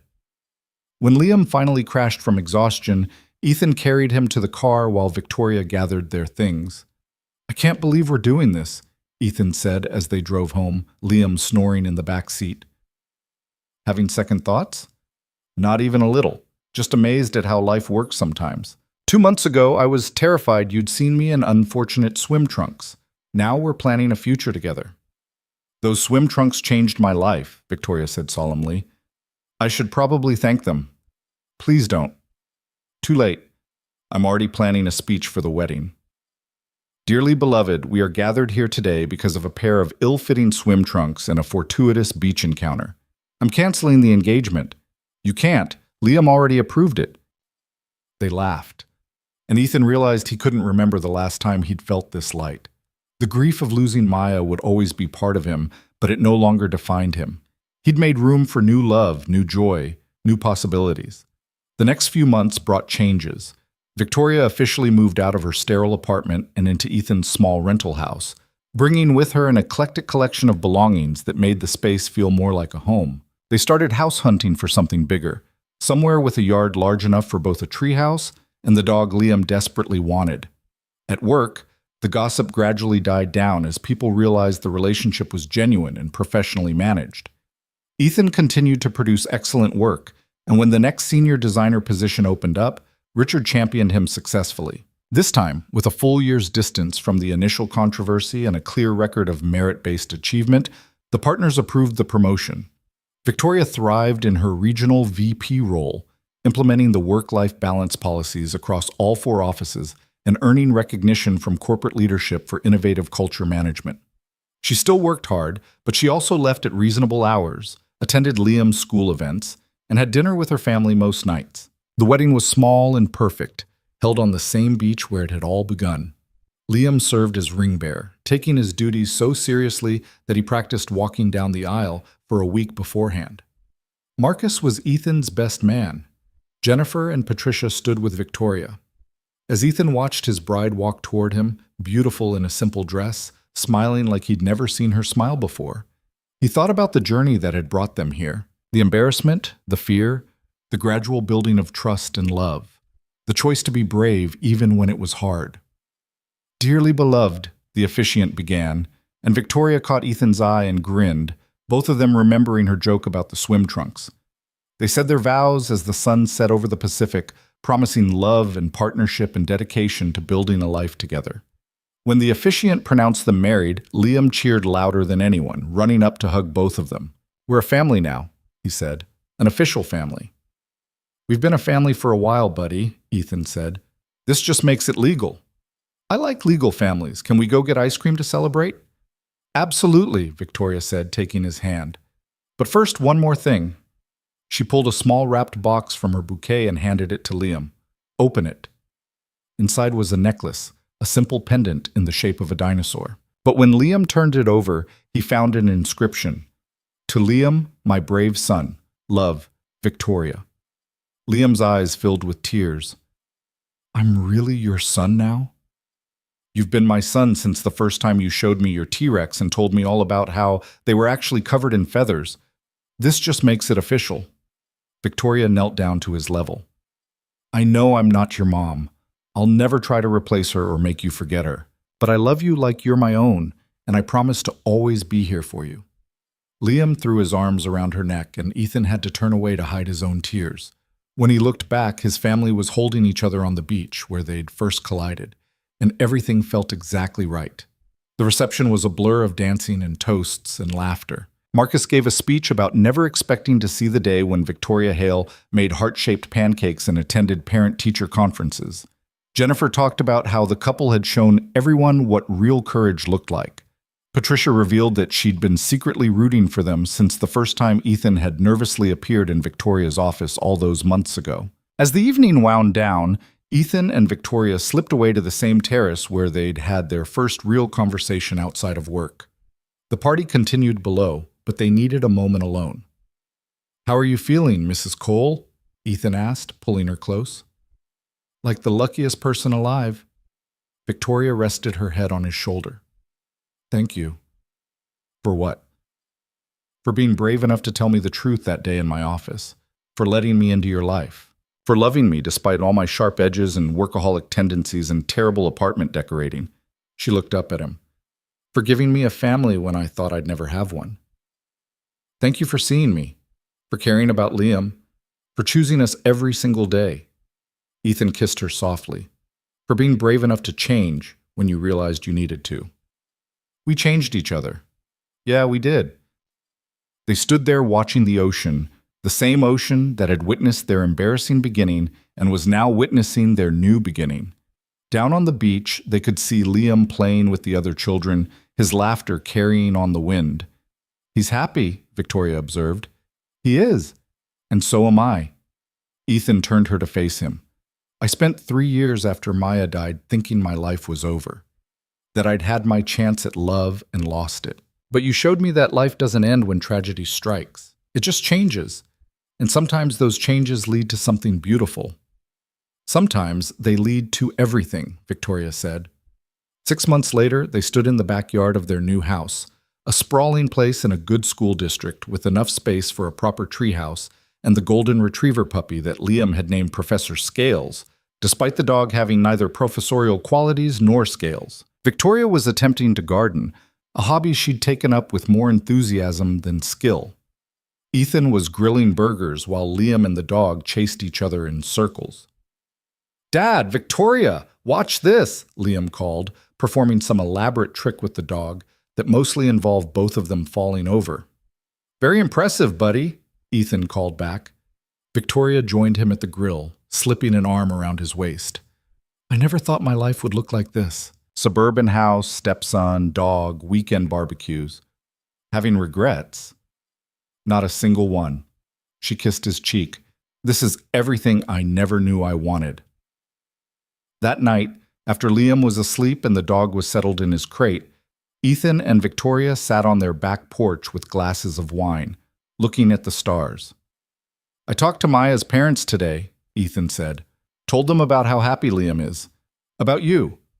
How did they take it? They were happy for us. Her mom said Maya would have loved you. Ethan took Victoria's hand. She also said that Maya would be proud of me for being brave enough to love again, for giving Liam a complete family. Do you believe that?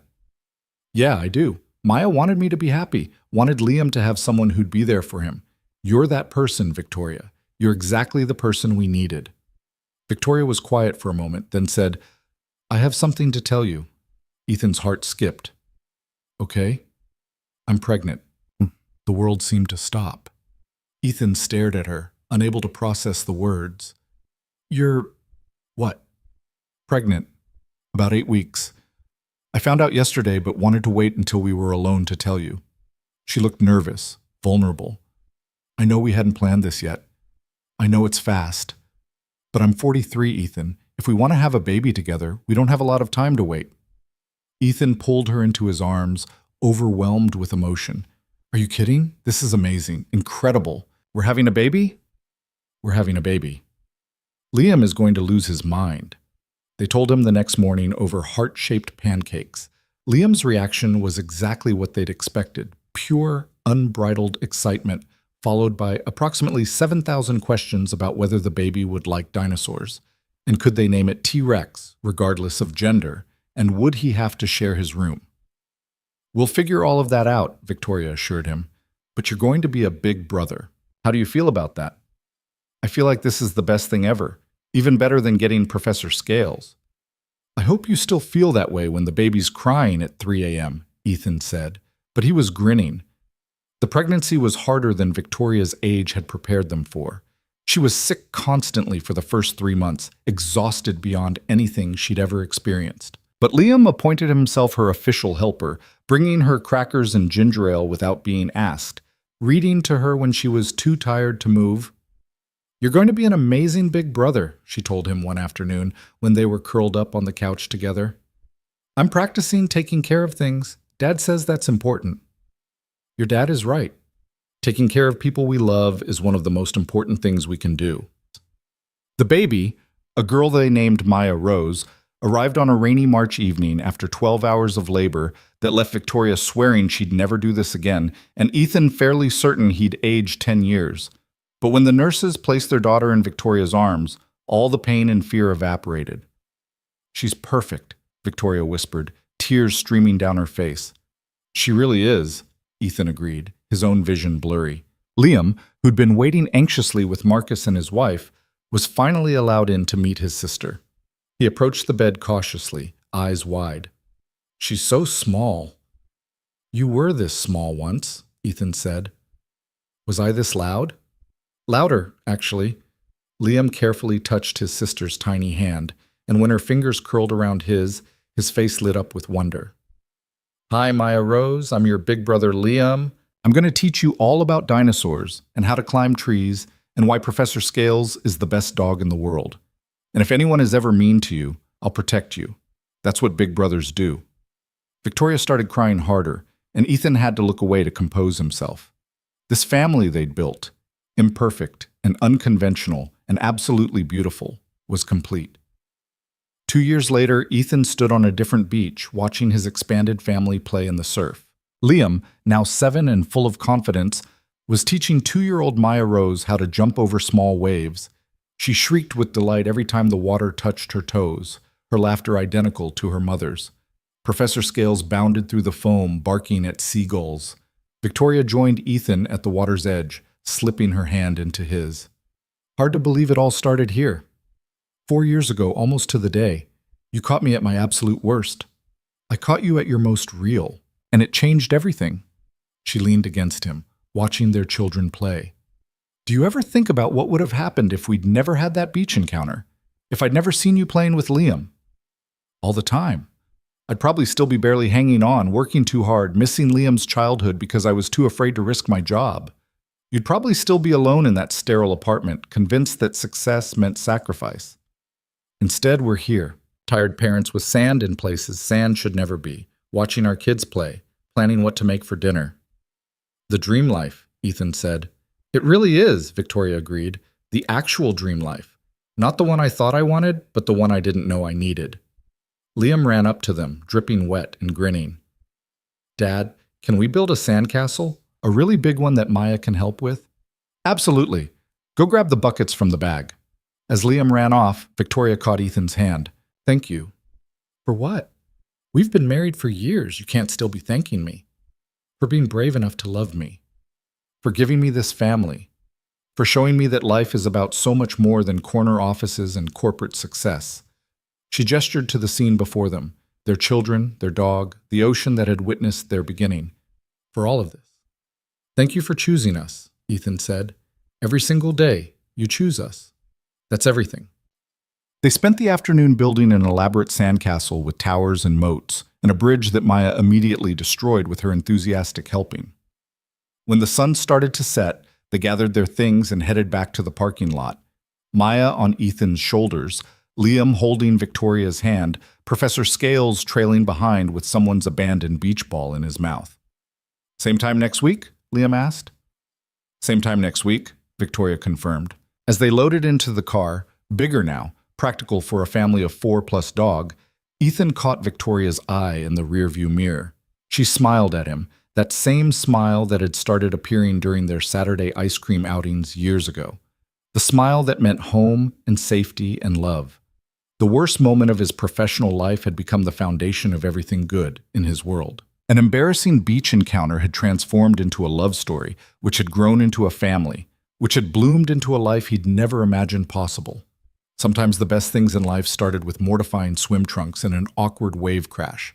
Sometimes the people who terrified you became the people you couldn't live without. Sometimes losing everything meant you had room to build something better. As they drove home through the California sunset, kids chattering in the back seat and Victoria's hand resting on his knee, Ethan thought about the journey that had brought them here. The grief and the fear and the courage to try again.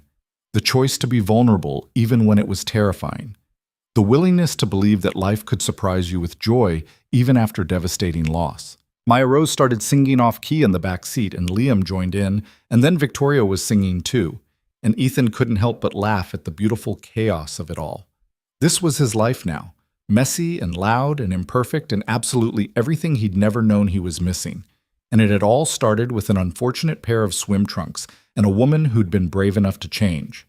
Sometimes that's all it took. One moment of embarrassment, one honest conversation, one person willing to see past the surface to the possibility underneath. One chance to build something real. And they'd taken it.